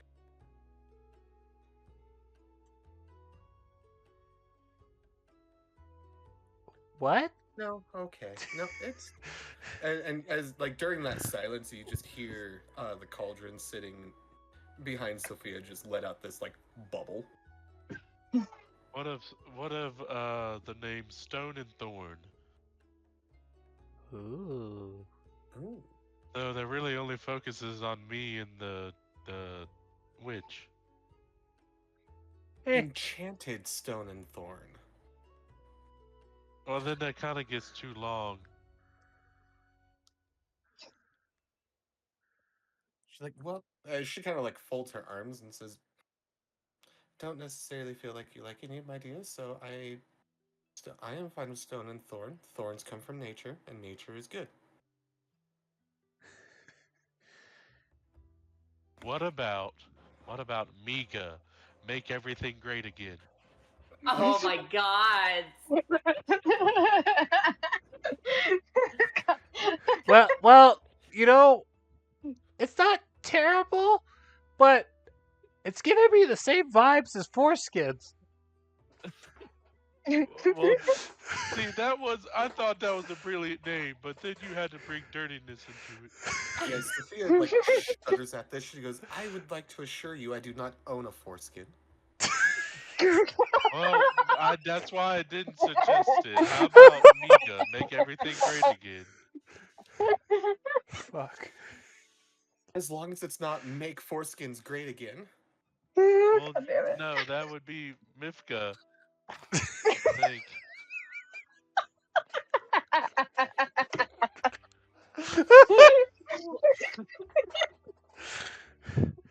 Well, the other one I mentioned to Baladin was Leaves on the Wind. Since Sophia seems to have some sort of asphyxiation on leaves, but And as you say that, she uses druidcraft, and explosion of leaves kind of come up around her. well, She says, That I wouldn't that call it a happened. fixation. Well, that happened. I wouldn't call it a fixation. I grew up in the woods. I grew up with wood elves. I know nature, and nature is everything. Nature is mother. Nature is kind. It is giving. It is but the very thing that we are sitting upon right now. As you explain this, a goblin worker comes like with a broom and goes, "Where did all these leaves come from?" And he'll like sweeping it. Where? And he just walks away. As he shouts that, it catches Sophia off guard, and she like jumps. But as she like jumps, and another explosion of leaves come out. He Oh looks my at you, God. looks at all the leaves falling, and goes, "Do you purposely make people's lives hard by just existing?" You see her kind of like slump down and just kind of look at the table. Ah, by the gods! And he like sweeps that up and like grudgingly walks out. Okay, I will keep my leaves under control. I'm sorry, everybody. As you see, like, she kind of gets a little red as she kind of withdraws into herself a little bit. Her cauldron bubbles. Well, So, the group has been talking. Let's sit on the deal. What is going to be your guys' name? oh, clearly the mischievous ones wouldn't be far out of the alley, looking right at Sophia. Who's mischievous? I don't know the meaning of the word. A little, like, bubble pops up next to her. She really doesn't.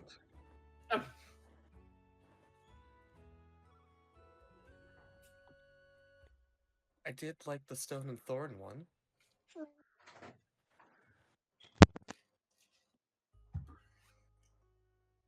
As long as we stray far away from the foreskins. Fine, it was a terrible idea. Jeez. well, I think it appeases at least half the party with the stone and thorn. Quibbles is indifferent, so And I'm Stone sorry, and Don. Thorn has my vote. Can you explain to me what Quibbles is again? that's his. So I went with the Order of the Scribes for my wizard track. Okay. So it gives me a magic quill that I can summon that can write spells. And So you're basically sitting there like Rita Skeeter with Yeah, just exactly. something that's right. yeah, What I'm thinking. and if you head to his profile, you actually see all his little Cribbles rights. I've been watching. It's been great. Yeah, so if you go to the party, what is it? The Adventurers of Rithbar. If you go to the stream on there, I've been dropping what Quibbles has been writing throughout the session. It is pretty great. So, what is the name, guys?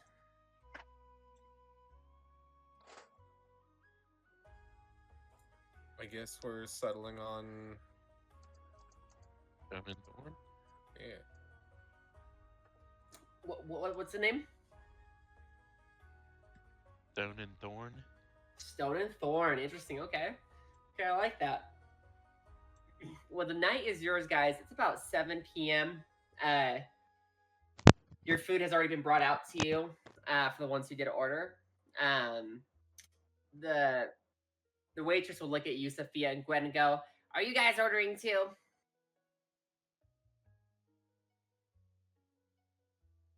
She looks a little confused. She's like, I thought I filled out a card. Oh, that's for the heroes' dinner at 11 p.m. Well, guess you could. It's about 5 hours from now. You'll be fine. You'll be fine. She slides the 2 plates to Baladin and Avam and takes the 2 silver. Like, if you do have it, I would enjoy a glass of huckleberry wine. You know what, honey? We actually do have a bottle. Make that 5 copper. She'll wave her hand as some copper kind of floats out over towards this gnome. She'll take it. She'll look at Gwen. Anything for you? Would like some of your meat, but barely cooked. Like chicken, cow, pig, All of it. human child. All Some right, of- all of it. All right. Some of all of it.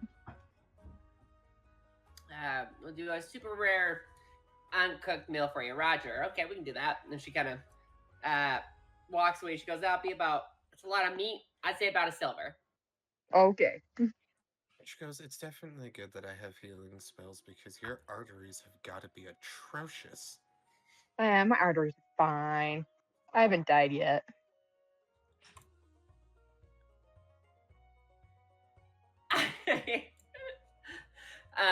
She brings out a massive plate of just all kinds of barely cooked chicken, pork, and beef, and brings you your glass of huckleberry wine. You guys are down to spend the rest of the night however you want to. You guys can stay there and keep eating, or what do you want to do?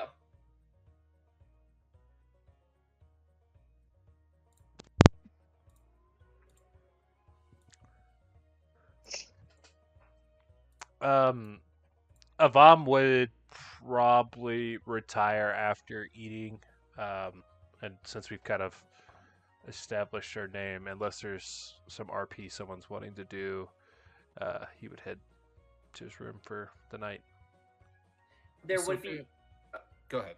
there will be a heroes feast 5 hours from now, so you're welcome to join that later, or you can miss it completely. That's up to you. Okay, go ahead. He would probably take a nap beforehand because you're saying 11 p.m., right? And it's about 6 p.m. right now. Yeah. Yeah. So that would be normally way later that he would like to stay up.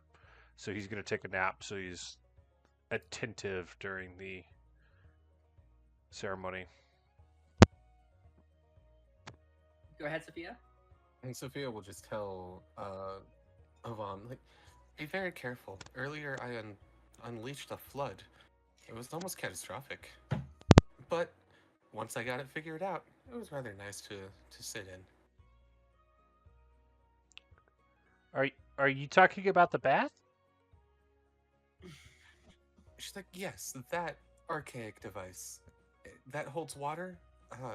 It's definitely much warmer than a running stream or a waterfall. That's the point. All right. I love it. One thing you would notice as well is the toilets. How the plumbing works is there's actually like a constantly bidet? moving. I mean, no. But the water in the toilet is a stream that's constantly moving.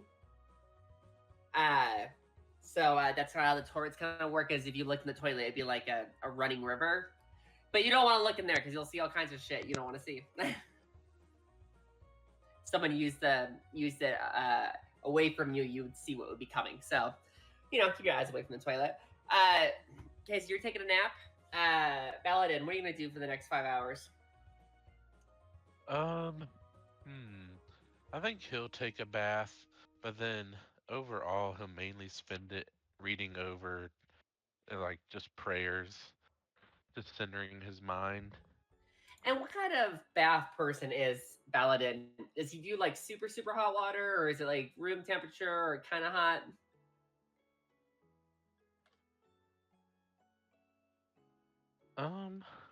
He actually will start with hot water, like pretty hot water, enough to like open his pores and all that, get all soaked up and clean, and then he'll end it with a very cold ice bath.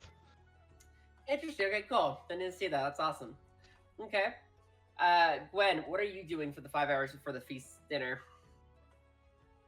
Well, because I just filled myself full of all that food, I'm gonna go nap it off so I can eat more at the next meal. That's fair. Okay, and Sophia?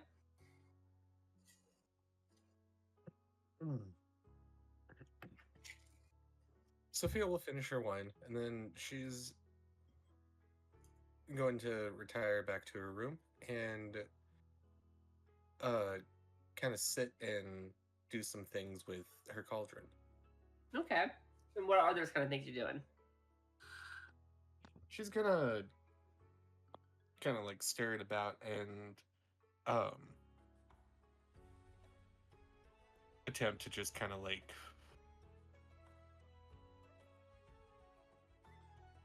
maybe see if she can craft a potion with whatever she has on her. Sure. Go ahead and throw those things in your cauldron, and then does the class come with a like potion making feature? She does have an herbalism kit. Oh yeah, then go for it. Let me see here.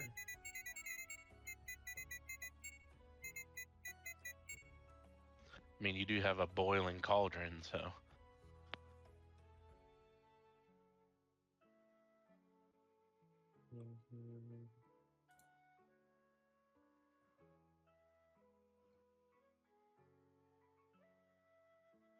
I would go ahead and also pick up the alchemist feat, just because of you being a witch. We'll give you that feat as well, so you can actually make potions with your cauldron. Okay, where do I add that at? If you go to features and go all the way down, you'll see feats. You can click on manage feats.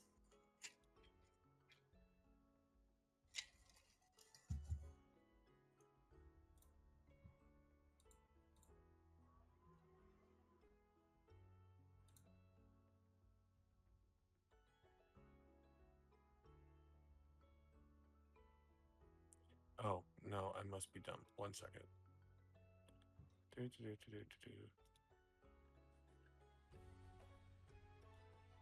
Okay, which feat did you want me to add? Alchemist. Alchemist. And then go ahead and roll off of that what potion you're creating. Alchemy is not available in my feat list. That's weird. Let me see. Let's see. Unavailable feats. No, I'm looking at it right. Wait, where is it? One Sorry, second. he's blind.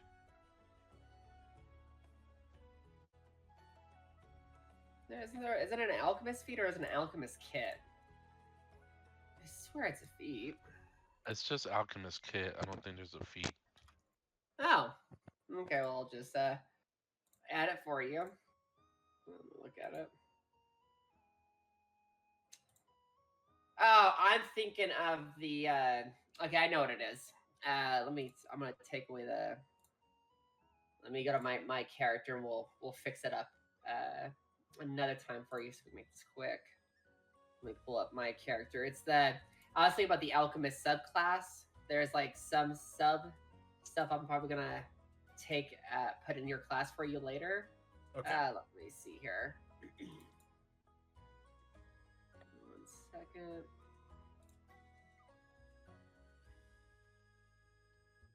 Let's go to features, class features. Okay, so you're going to let me see here. Here we go. Go ahead and roll me a 1d6. Let's see again.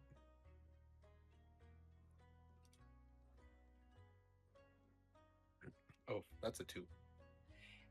You have created for the 5 hours that you are brewing what already is in your cauldron and the stuff you have on you. You are able to make a potion of swiftness. This allows the drinker's walking speed to be increased by 10 feet for 1 hour. As you're stirring your cauldron, the liquid starts to turn into like a light blue bubble, and it's almost like the steam makes like every time the steam bellows, it makes the shape of like a boot with wings for like a second.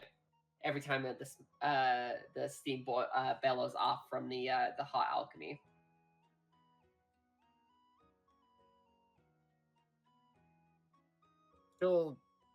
She'll take it and she'll bottle it however much she can get out of it.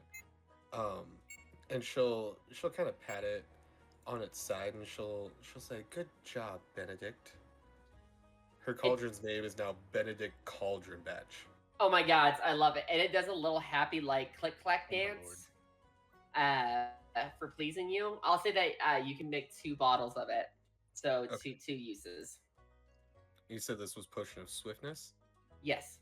So it increases your walking speed by 10 for an hour. After those 5 hours, each of you guys hear a knock on your door. But as you open it, there's no one there.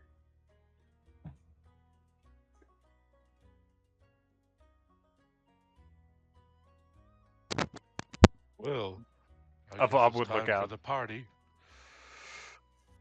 Yeah, you guys all open the door and kind of look at each other.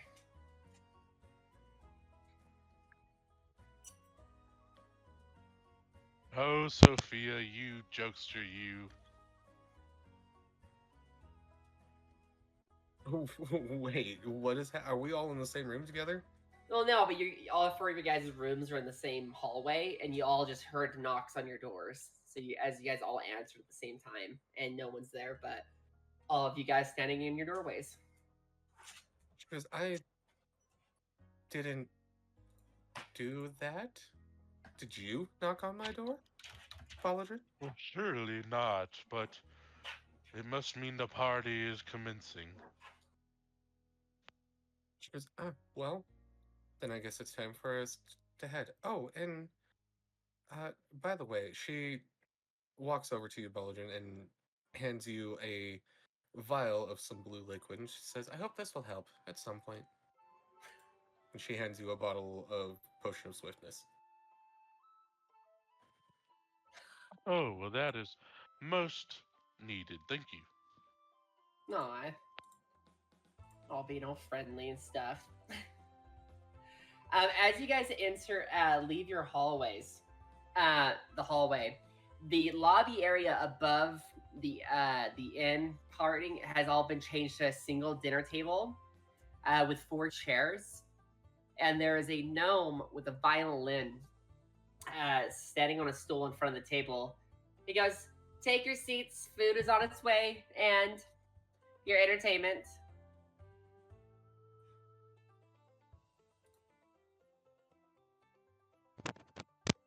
Yeah, Baladin takes a seat and is most excited. Do the rest of you join? Yes. As you all sit down, uh, he begins to play on his violin, and he's quite good. The music almost has like little hints of magic kind of flickering through the air as he casts Hero's Feast in front of you guys, and each section of the table is dedicated to each member and your food preferences. Avan and Paladin, you guys filled out the sheets, right? The pamphlet. Nope, did not. Would you have, or did you probably just ignore it? The I what? guess he would have. The pamphlets that were on your guys' bed. I do apologize. I forgot to mention that to you guys as you went in. There were these pamphlets on your bed asking if you're interested in opting in a massage at the end of the night, and what is your preference for the feast for the night. Oh yeah, if there was something like that, Avam would have filled it out. Would you have opted in for the massage or no? Yeah, I think so. I mean, if it's Okay. free and it's there, Avam Yeah. would probably take it. Baladin would have to. Perfect. Each section of the table represents each of your guys' dining choices as the gnome plays the violin for background music.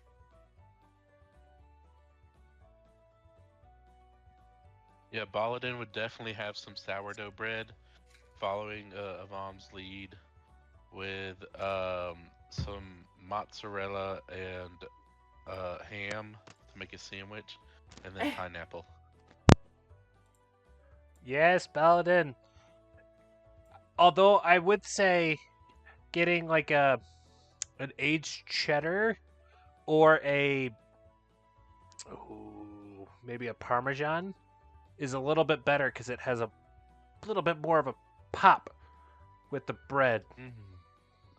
I'll definitely try that next time, my good friend.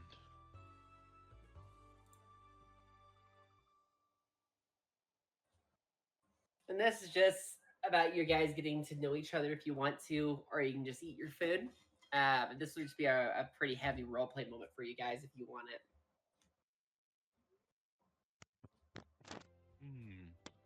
Oh yeah, Baladin dining on his food. So tell me, Gwynlil, where do you hail from?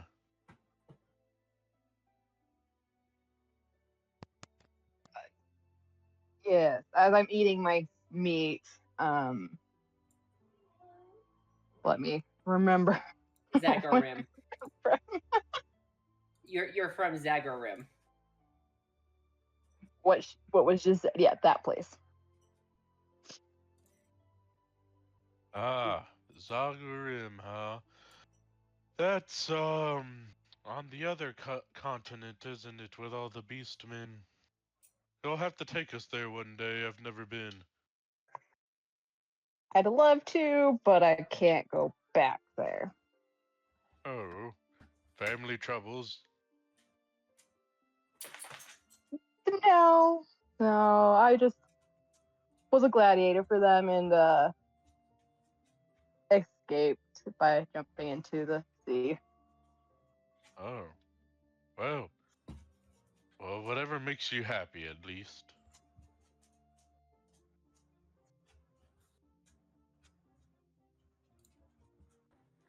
And he'll And continue smoking.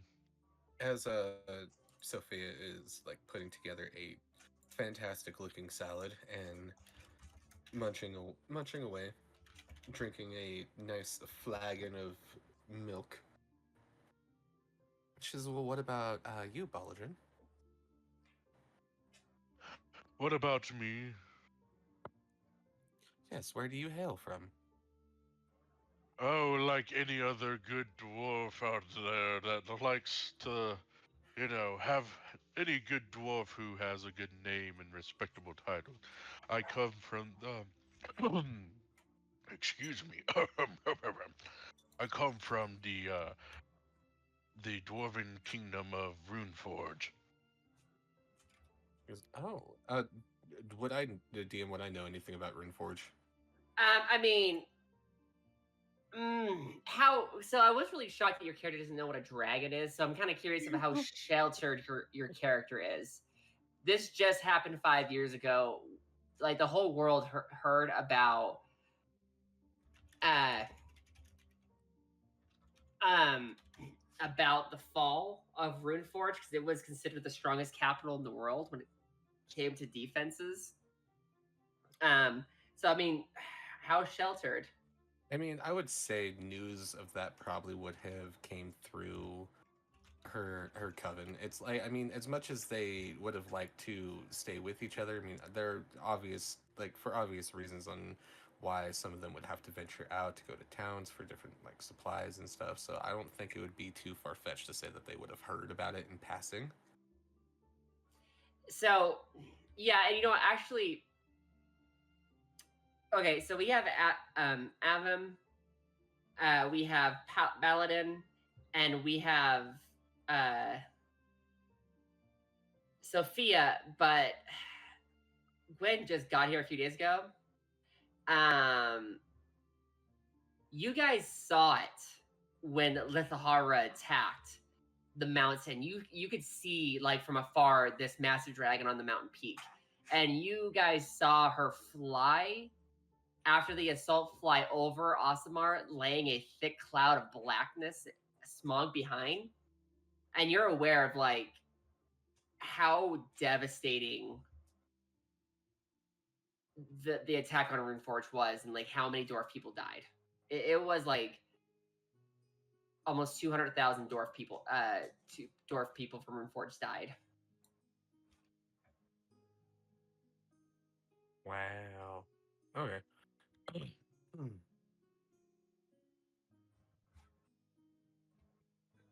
Yes, I come from that great event. Though it sours our dwarven ancestry, we will one day reclaim our home. So I do hope that you do. Did you lose anybody close to you? Yes, and he's trying to hold back some tears. Oh, I lost many a good friends, but I think the greatest loss was of our archbishop, our earth warden, Bardrin. He was a good man, good dwarf through and through. You guys wouldn't know this, but Baldrin was the basically the pope of of of Austeria's religion in total. But you guys wouldn't know that kind of information. I mean, that's Besides, basically what he's describing. He kind of rambles on. Bardrin was our religious leader for Astera era. We love the Earth Mother so, as many dwarfs should, that strive to be great in this world.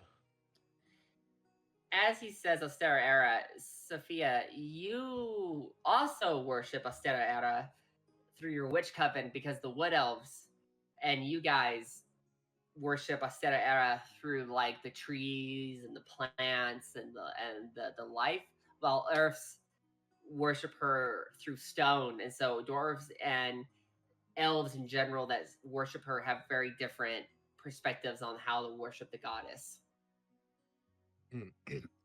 Space says, well, so we have something in common. We, and you do indeed like nature. Well, nature is a byproduct of stone and minerals. Without stone and minerals, there would be no nature. But yes, I do not mind the leaf as he She kind of, continues puffing on his cigar. and what does your cigar smell like? It does smell. It smells like a blunt. So it's kind of a mix of tobacco and the wacky tobacco. We don't have a name for it. Should we just go with the multiversal? Well, that's like low fucking grade weed. Goblin No, he bush. definitely smokes the more dwarven variety, very strong and potent. We'll call it strout weed. Stout weed. Yes. Dwarven clit. Oh lord. Oh god. Is a mix of tobacco and what was it? Strout weed. Yes. Stout weed and dwarven tobacco, very strong, potent. Because that is it has a very interesting smell. Although I'm not 100% keen on burning said leaves, and I can't imagine inhaling it inside of your body is good for you. But does it do Well, anything for you? well, of course, it grants a greater connection to the Earth Mother. To consume her foliage, as we do inhaling it, is one way to grow closer. Consuming her blessings is one way to be blessed yourself. You see her kind of pipe up. She's like, "Well, I would very. Can I? I've never done this before, but can I try some? Because I would very much love to be closer." Yeah, he just puff passes. I'm stupid. Make sure it's a big, deep breath. Yes, breathe in very deep and then hold it. She holds it like she doesn't quite know how to hold it, so she's holding it kind of like she's like, I breathe in. Yes, as deep as you possibly can. Kind of like sucking on a straw. She goes, okay. She kind of like mentally prepares herself for this. She takes a couple deep breaths and then blows out to, like expel everything out of her lungs, and she holds it to her mouth and then just takes a deep breath, and then, like you watch as like the cherry of that cigar just goes. Ah, yes. Good. Let it fill your lungs, the breath of the Earth Mother. The DM, if you want me to do a con save, I'm more than happy Oh, to. absolutely. At disadvantage. She is absolutely hacking up a lung. Oh yeah, disadvantage con save. For RP's sake, I'd say Baladin's been doing this ever since he joined the clergy, so he's been doing this for centuries. And that's totally okay, because that is actually a form of meditation. That would be a 16 on the con save. Yeah, you did like hack up a lung, and you start to feel like that buzz kind of wash over you, but you're able to kind of situate yourself to it. You've eaten one too many weird plants that had some side effects on you. That's giving you a bit of a leg for these effects. He goes, oh, this actually kind of feels like something that as she hands it back to you, Baladrin, it kind of feels like something that I've experienced before. Baladrin being a natural, he just puts a cigar in his mouth, but can talk while it being in there. Like, doesn't have to hold it or nothing. I'm expecting him to go rock and stone, brother. Rock and stone to the bone, brother. That's how you get close to the Earth Mother right there. And as the camera settles in on our group getting to know each other with this heroes feast, we're going to end there. The day before you guys take your first steps as adventurers as this Thorn and Stone? Or Stone and Thorn? Stone and Thorn. Stone and Thorn.